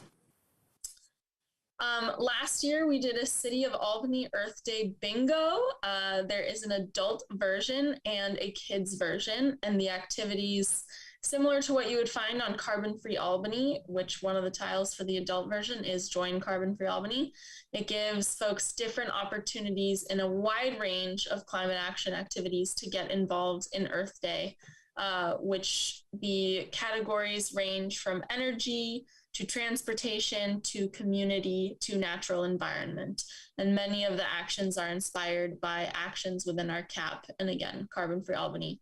And the kids bingo, which is mainly developed for ages 5 to 12, has some exciting activities, including identify a plant, enjoy a vegetarian snack, make upcycled Earth Day art, or visit a park or open space. These activities should be very accessible and open to many of our community members. And anyone who fills one out and sends it back to the city's sustainability division by April 30th, 2022, will be entered into a raffle to win a sustainable prize. And at this time, not that I want to promise anything, but at this time we're thinking those will be reusable lunch kits or something of the like. So we're looking at getting some exciting prizes. So please spread the word on that. There are also various organizations in the region and statewide that host Earth Day activities that we'll plan to promote not only on this webpage, but also in our social media and our e-newsletter. So make sure to check back here and to follow social media so that you can find those events and activities. And then you could scroll down for the bottom for a brief introduction about why Albany is celebrating Earth Day, encouraging folks to join the Carbon Free Albany Challenge and to read the Climate Action Plan and attend the Climate Action Committee meetings. So hopefully we'll see a few Earth Day participants in April. So this is our main hub that we're using to compile resources. And like I said, we will have the support of the Watershed Project to host more of an in-person event. We are not planning to do a beach cleanup this year, although I hope you all get excited because we are planning to host, if local health ordinances allow a beach cleanup in September for Coastal Cleanup Day. That is what's on our webpage. We also will have some exciting events going on later in April and in early May, both a compost giveaway and the citywide garage sale, which won't be directly tied to Earth Day, but we will promote throughout the Earth Day month, week, Earth season. Any questions?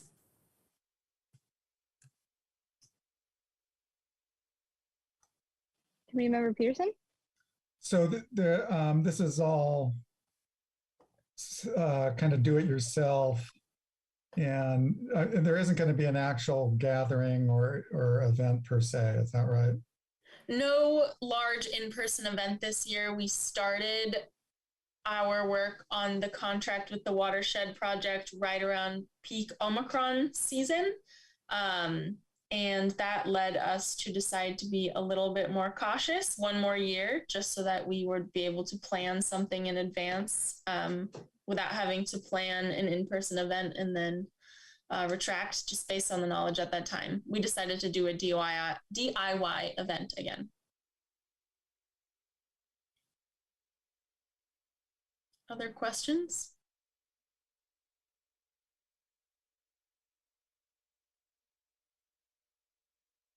Not, Chair Fasoon, if you'd like to open it up to public comment. Yeah, let's go ahead and open it up to public comment. I see a hand raised. Great. Jeremiah? You may be muted. Well, thank you. Yeah. See, this is why I really like these meetings. You're really encouraging public participation. You said something about, you even get, good brownie points just for attending a meeting, or we just want people just to go to a park, because people might just be closed indoors all the time, whether it's studying for school, reading books, or, at their job, they're inside, at a cubicle all day. And you're just encouraging people to, have fun with their lives and go to our public parks and experience, running around on the grass and what Albany has to offer. So I really appreciate your encouraging just public involvement. It's really wonderful. I want to mention one thing that a lot of great things are going on right now. And I was wondering about like cigarette butts. I don't smoke cigarettes, but I know people do. And, I see them all over the ground in Albany, maybe at parks or something. Do we have proper receptacles for those? I did everything I could with the fire chief. He's got the stickers for businesses on Solano, because in the municipal code book, it says shall be displayed, and shall refers to mandatory. So every business is supposed to display the municipal code, no smoking on Solano. But I do see people smoking on Solano, and what if they do, and we're friendly and say, hey, can you please put it out? And they say, sure. Where do they put it out at? A lot of times they just throw it on the ground and smash it with their foot. I was just wondering if we get good receptacles in our parks and in our places, maybe for the cigarette things, because it's all over the ground. Thank you.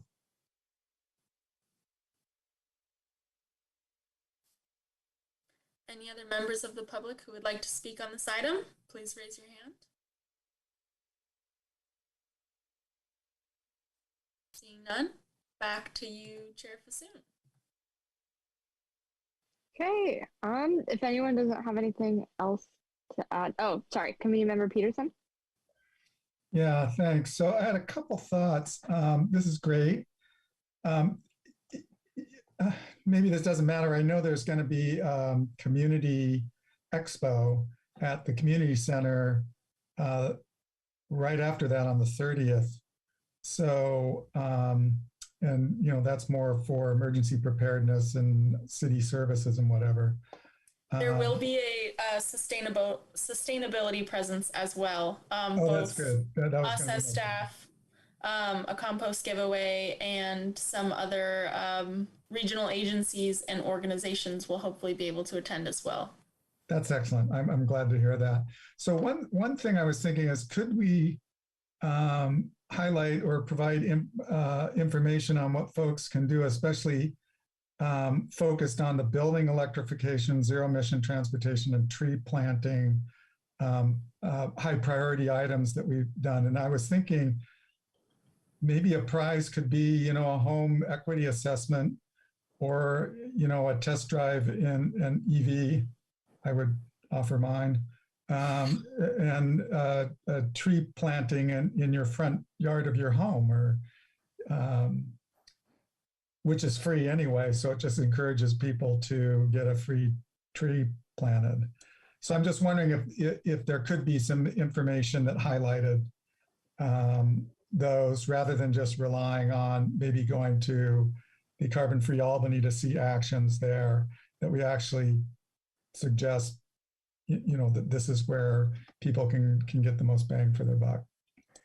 Yeah, I encourage you to take a look at our Earth Day bingo for adults. I think that'll be more those actions, but we do have actions in there. We want to make them accessible, and we didn't want any actions to cost any money. So there are not actions such as buy an EV or install a heat pump water heater, but you will see that there are actions to visit our albanyca.org/electric website and the like. So we tried to capture some of that in the bingo games, and then we can definitely explore creative prizes and offer what we're able. I don't think a test drive in your EV will fly with our attorney or She's such a party pooper. Our city attorneys are fantastic, but I understand why they wouldn't want us to offer that as a prize. But we can explore creative prizes as well.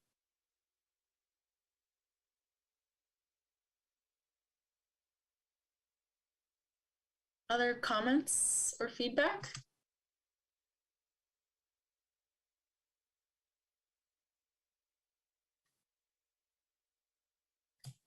I see a member of the public with their hand raised. Chair Fasoon, up to you if you'd like to open it up to public comment. Again, I do want to remind members of the public that there's a designated public comment time, and we're supposed to hear all public comments during that time. But Chair Fasoon, up to you if you want to open it back up. Yeah, I'll just ask if you could be quick just for time's sake. But I think we can open it up quickly. Lucinda? Yes, I just wanted to suggest that better publicity about the tree planting program is needed. Most people don't know about it. And this upcoming event that you mentioned, I think it was at the end of this month, which you said there would be a sustainability component to it, might be a good place to publicize the tree planting program. That's it. Great. Thank you. To clarify, it's the end of next month. It's April 30th. Yes. Okay, back to you, Chair Fasoon. Okay, does anyone else have any questions or comments? Okay, if not, I think we can move on to item 6-3, which is the update on urban forestry master planning process. Thank you. Oh, go ahead, Lizzie.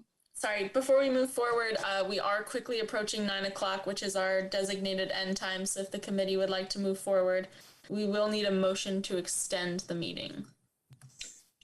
Because if we lose anyone, we have to shut down anyway. Do committee members have any drop dead time for tonight? I have a hard stop at 9:30. Okay. Well, I would make a motion to continue to 9:30 then. I second.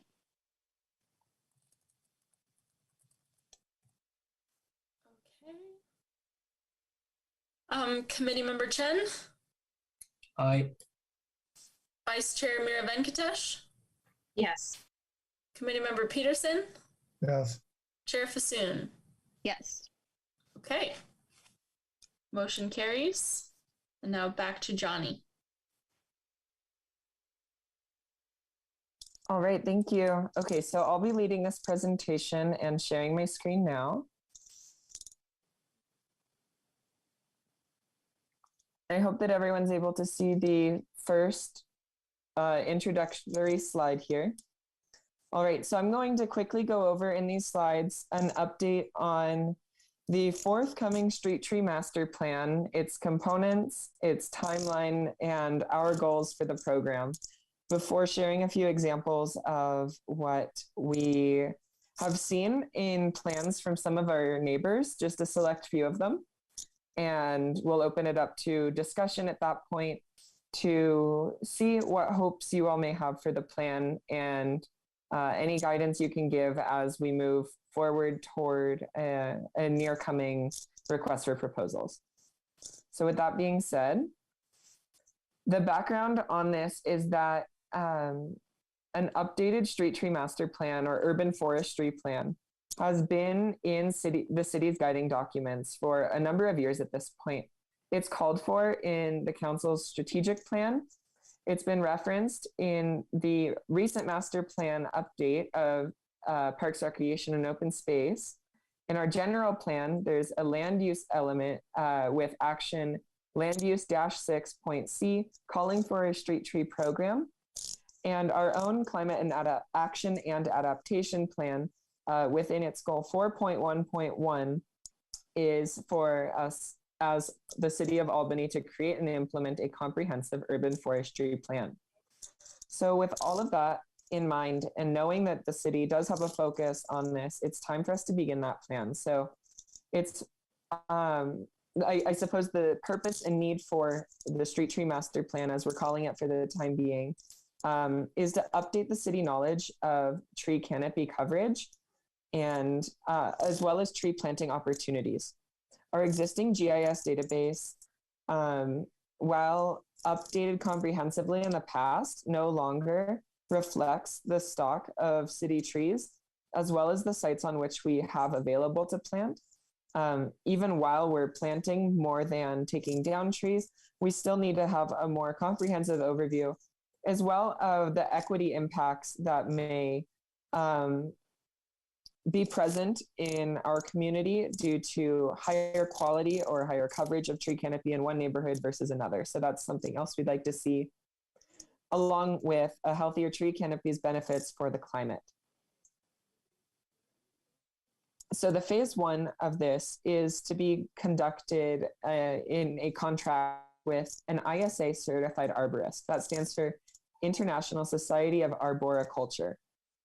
And these are arborists with extensive training in cataloging trees, their health, their size, and they also would be out in the field using location like GPS data to accurately upload information back into our GIS database so that it could all be a one and done thing, giving our existing city arborist all the tools he needs to continue an improved planting program.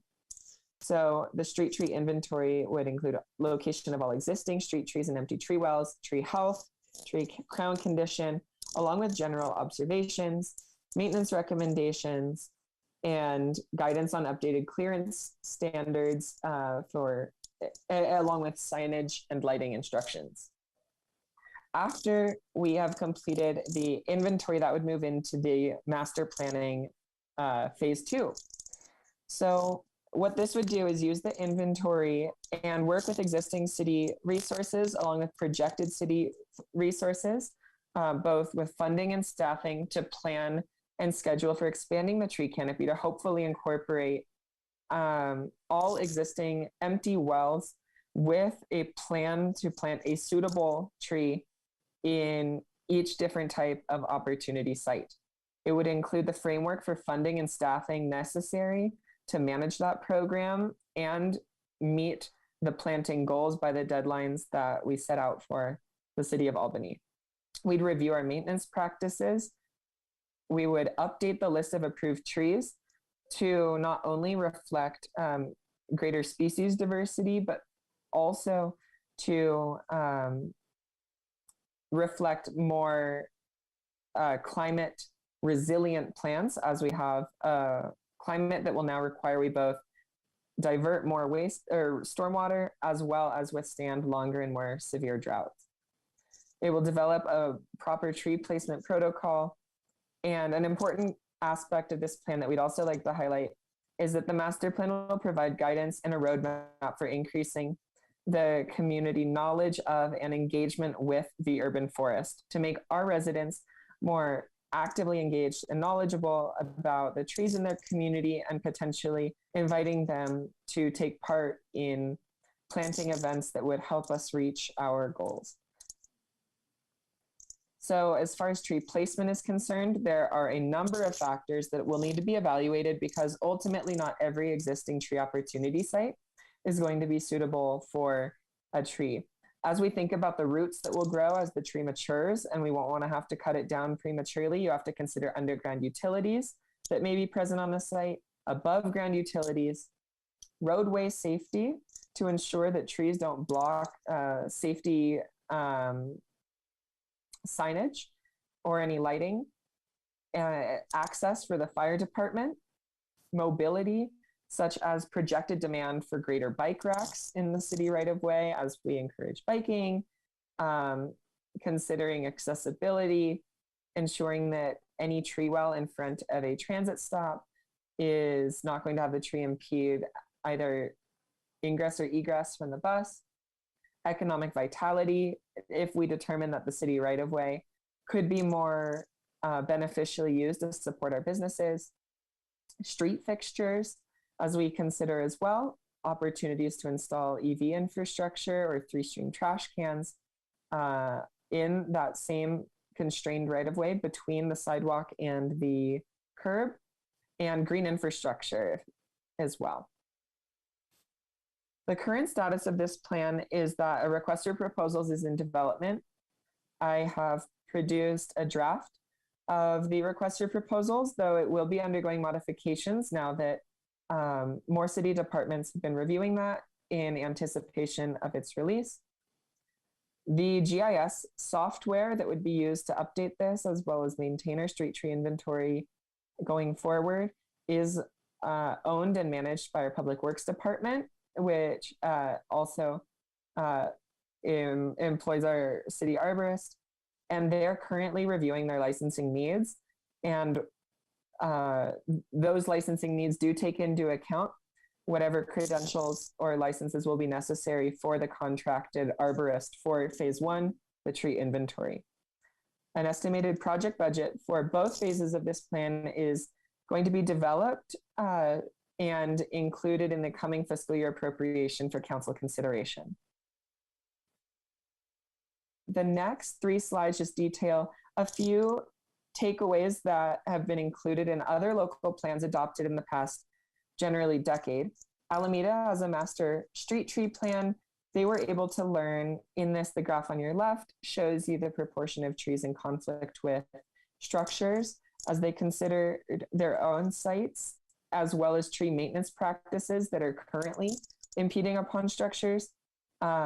Here's just a sample as well in the center of your screen, detailing what a street tree master plan document may look like upon its completion. And on the right is a little snippet I cut out to show you both of a summary of their short-term and long-term planting strategies. San Francisco has an urban forest plan. This was adopted in 2015. Alameda's, which I just showed, I believe was 2014. Or yes, we'll go with that, 2014.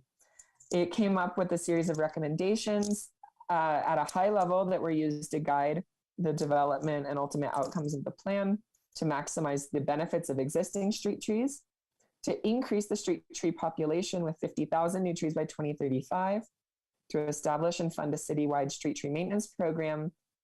That ultimately included the recommendation that the city move forward with having its own nursery rather than relying upon outside nurseries, so that it could more reliably and stably fund the purchase or cultivation of saplings, and to manage street trees throughout their life cycle, to ensure that they're healthy throughout their lives, but also that when they do eventually need to be removed, that those products are recycled and put back to beneficial use in the city, either through mulch or for reuse into things like city furniture. And finally, Richmond had its urban greening master plan.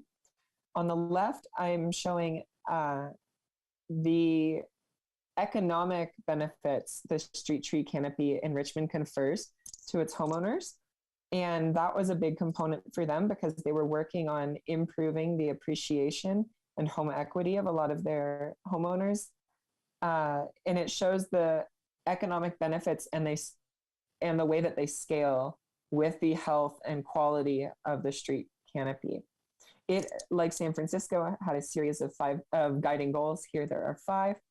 And ultimately, the inventory conducted as part of their urban greening master plan identified 22,051 city maintained trees as they existed at the time of the inventory, along with 13,000 opportunity sites, which means that there was an opportunity site for less than every 2 trees, representing quite a significant chance for Richmond to improve their own canopy. Now with that, I'm going to move on to questions and discussion with you all. Thank you.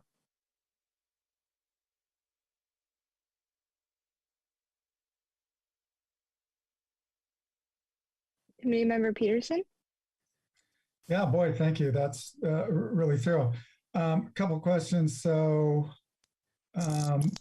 when you say this would be coming in the coming fiscal year, so the idea would be that the phase 1 and 2 would be approved in 2022 and then completed by 2023. Can you give a little bit more on the timeline? Yes, given the interdepartmental nature of this, we do need more time to complete the request for proposals for both components of this, given that both phases are likely to be bid separately.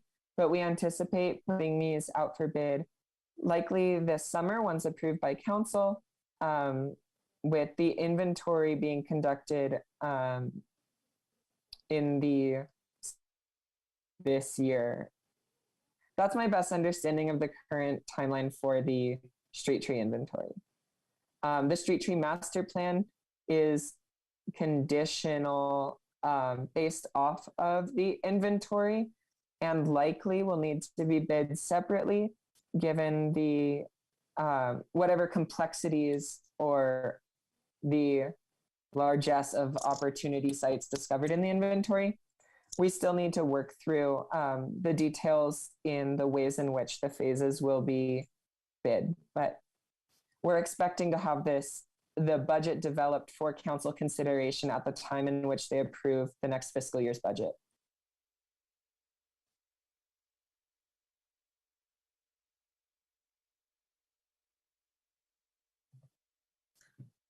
Other questions from the committee? Yeah, Committee Member Peterson? Is it too early now to have kind of an approximate? I guess since we don't have the inventory, we don't really know what our goal is as far as trying, by a certain time, getting a certain number of trees, unless there's something in the climate action plan, which I think it's pretty vague. Is there anything like that? At this point, we have not internally identified a certain metric nor total canopy coverage, though we expect those recommendations to be developed as part of the master planning process in consult with our consultants. Okay. And their plan would guide us to that metric. They have the expertise needed to help us determine what is feasible with our existing canopy stock.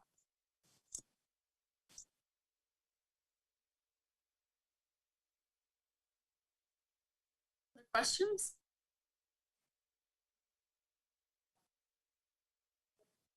Not. I do see we have a member of the public with their hand raised. So Chair Fasoon, up to you if you want to open up to public comment. Okay. Jeremiah?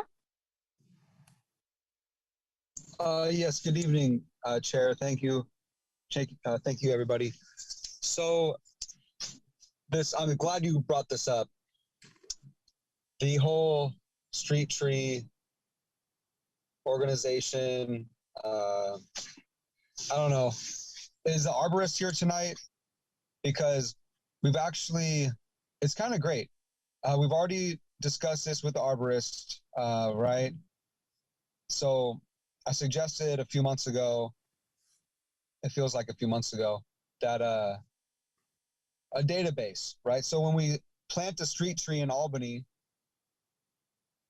because we got to start fresh, it's hard to go back. So when we plant a street tree today, tomorrow, next week, next month, that it goes somewhere. It's the birth date, right? It's the birth date of the tree.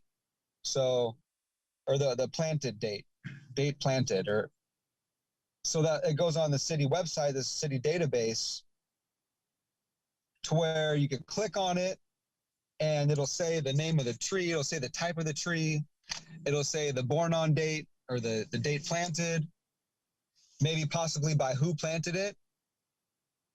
You know, if someone's over 18 or something and they want their name on there, you know, planted by so-and-so. And that way we have a database. That way in the future, you know, we could always go back to it and have some record of it, and we could always update it, right? This tree, you know, the crown is 50% something or other, you know, or some sort of arborist, you know, information about a tree. And then, you know, let's say it's an older tree, you know, we could say, oh yeah, you know, the crown's at 25%, 10% something with the crown, and, you know, and then each tree, you could click on it and it would have this database to where it would have the whole history of it. I mean, hopefully that would be available to the public. If not, the arborist have it for, you know, his own organization of street trees in the city, to have his own software program of some database.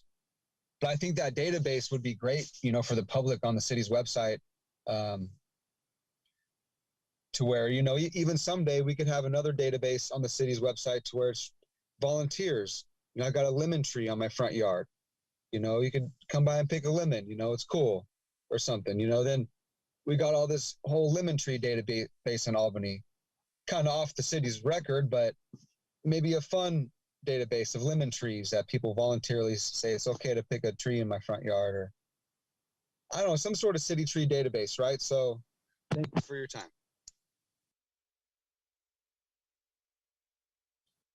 Okay. Any other members of the public who would like to speak on this item, please raise your hand.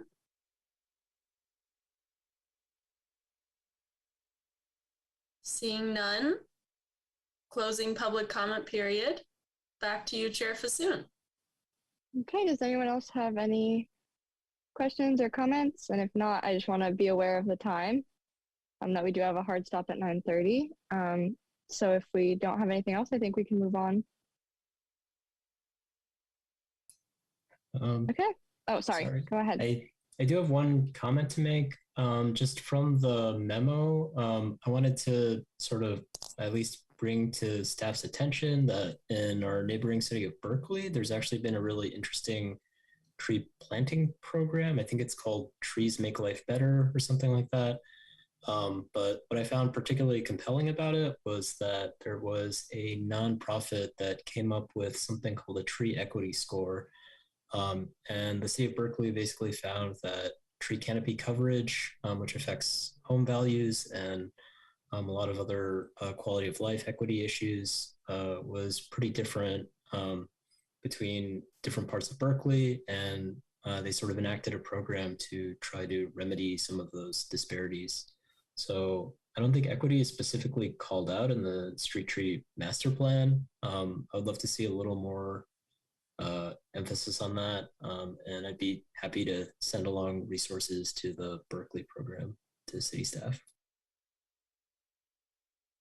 Johnny, would you like to speak to that? Yes, I'd be happy to review those resources. I'm already a little bit familiar with the program, and we do intend to have quite a healthy equity component embedded into our selection of a consultant for the street tree master planning process, both to ensure that our canopy on city streets is equitable, but also to find ways to incentivize private planting in neighborhoods that don't have the same level of canopy health and coverage. But if there's any literature or that you'd like for us to review, I would love to have you send it my way, Member Chen.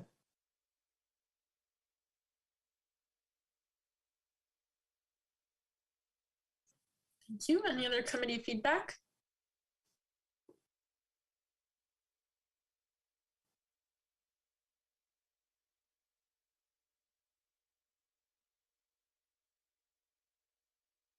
Okay, back to you, Chair Fasoon. Okay, awesome. So I think with that, yeah, we can move on. Okay, so I think we can go on to subcommittee updates.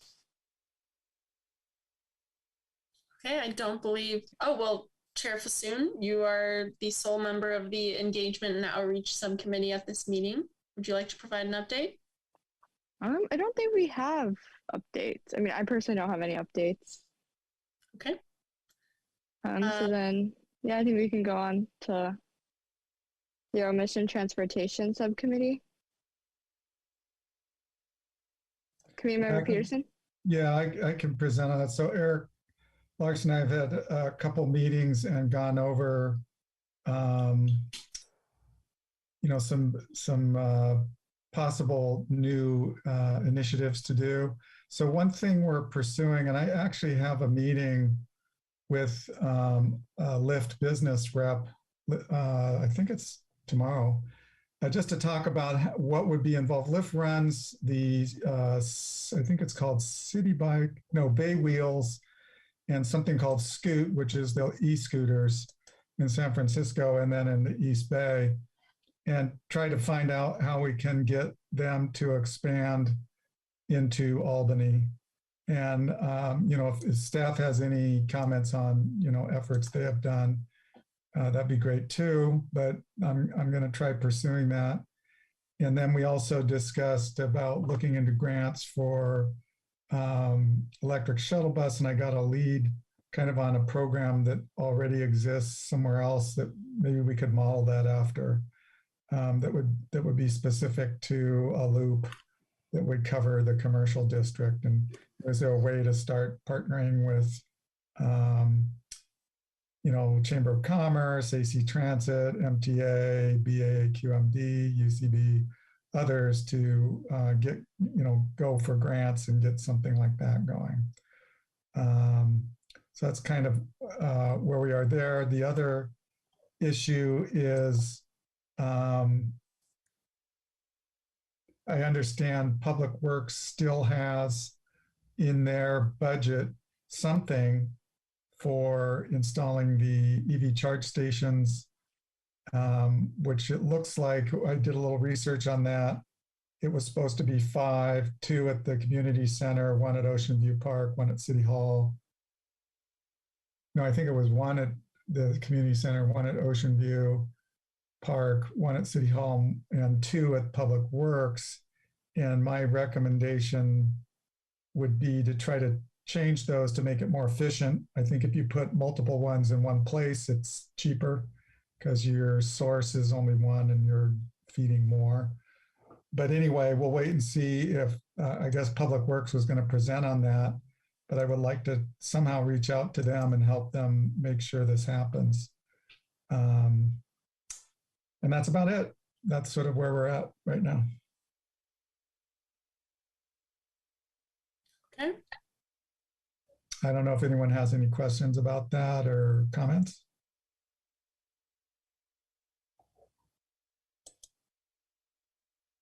Not seeing any. Now we have point of sale electrification mandate subcommittee. Yeah, I got, Rashida, you want me to take that on or?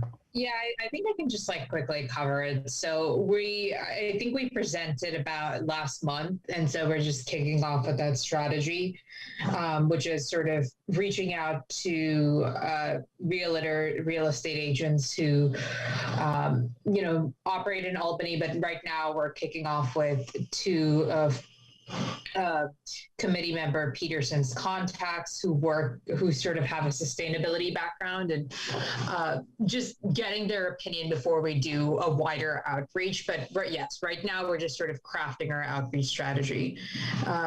Committee member Peterson, did I miss anything? No, I think that's, I've got a letter that I don't know how much details people want with this, but the idea is that just we wouldn't take up staff time with this. We'd just do an outreach, sort of invite these more sustainability conscious real estate folks to meet with us. We discuss some options, see if they want to do a little presentation. I found out more today that there was a presentation done to Albany, Berkeley, Oakland real estate group by decarbonization working group or something. And it would be interesting to know how that went. So I'm going to try to find out who did that. But anyway, it's sort of a committee member volunteer effort right now. And once we get a little bit more idea of what the response is from at least these two people, we'll try to flesh out something a little bit more for a point of sale type option for doing electrification.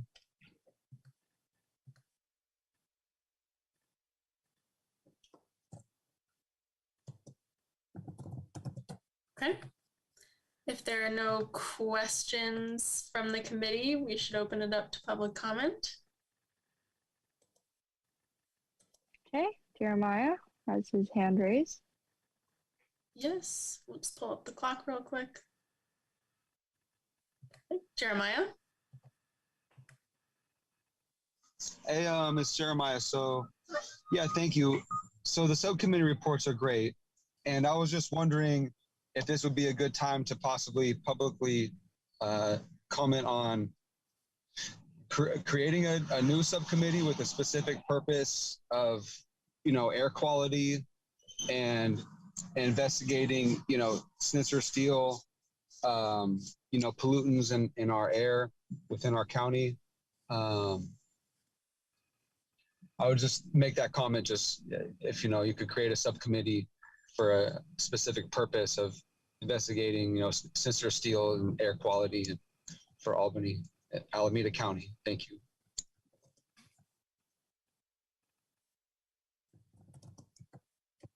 Okay. Any other members of the public would like to speak on this item? Please raise your hand. Seeing none, back to you, Chair Fassoon. Okay, so that's all for subcommittee updates. I think we can go on to future agenda items. We got 7 minutes left, so I think we're good on time.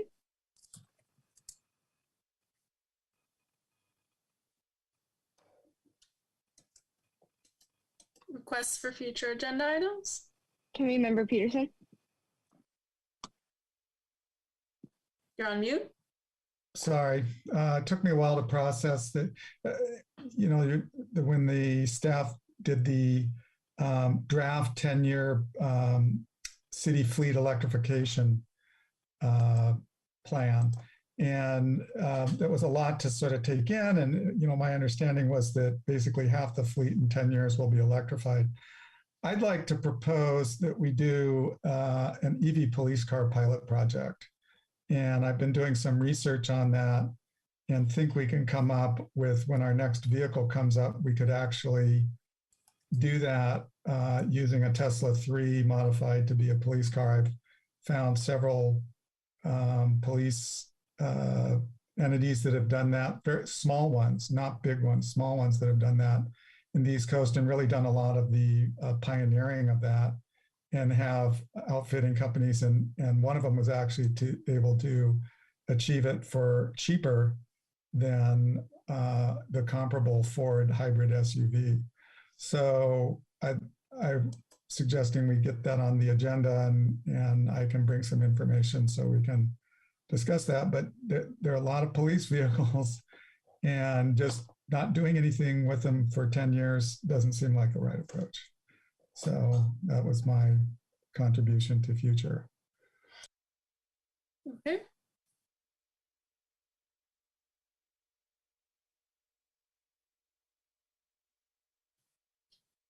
Any members of the public?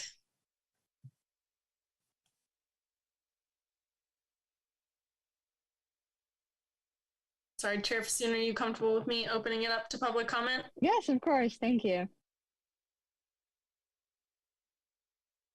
Okay, it looks like someone has their hand raised. Yes. Lucinda? Yes, just very briefly, I attended the meeting last month as well. And I attended the meeting last month and was concerned as well that police vehicles were accepted from the 10-year fleet electrification program. And it just seems to not be consistent with our climate action plan. And especially the fact that we're such a small city. I think if you were 1 square mile, having all these SUVs, just I don't think it can be justified. And I would support committee member Peterson's suggestion that we look at exploring electrification of the at least some police cars as well. That's it. Thank you.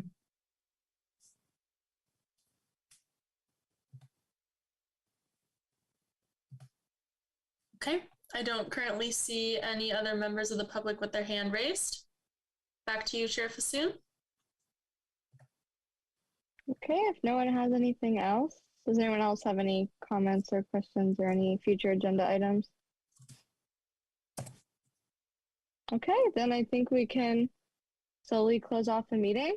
Our next meeting will be April 20th at 7 p.m. And with that, I think we can adjourn today's meeting.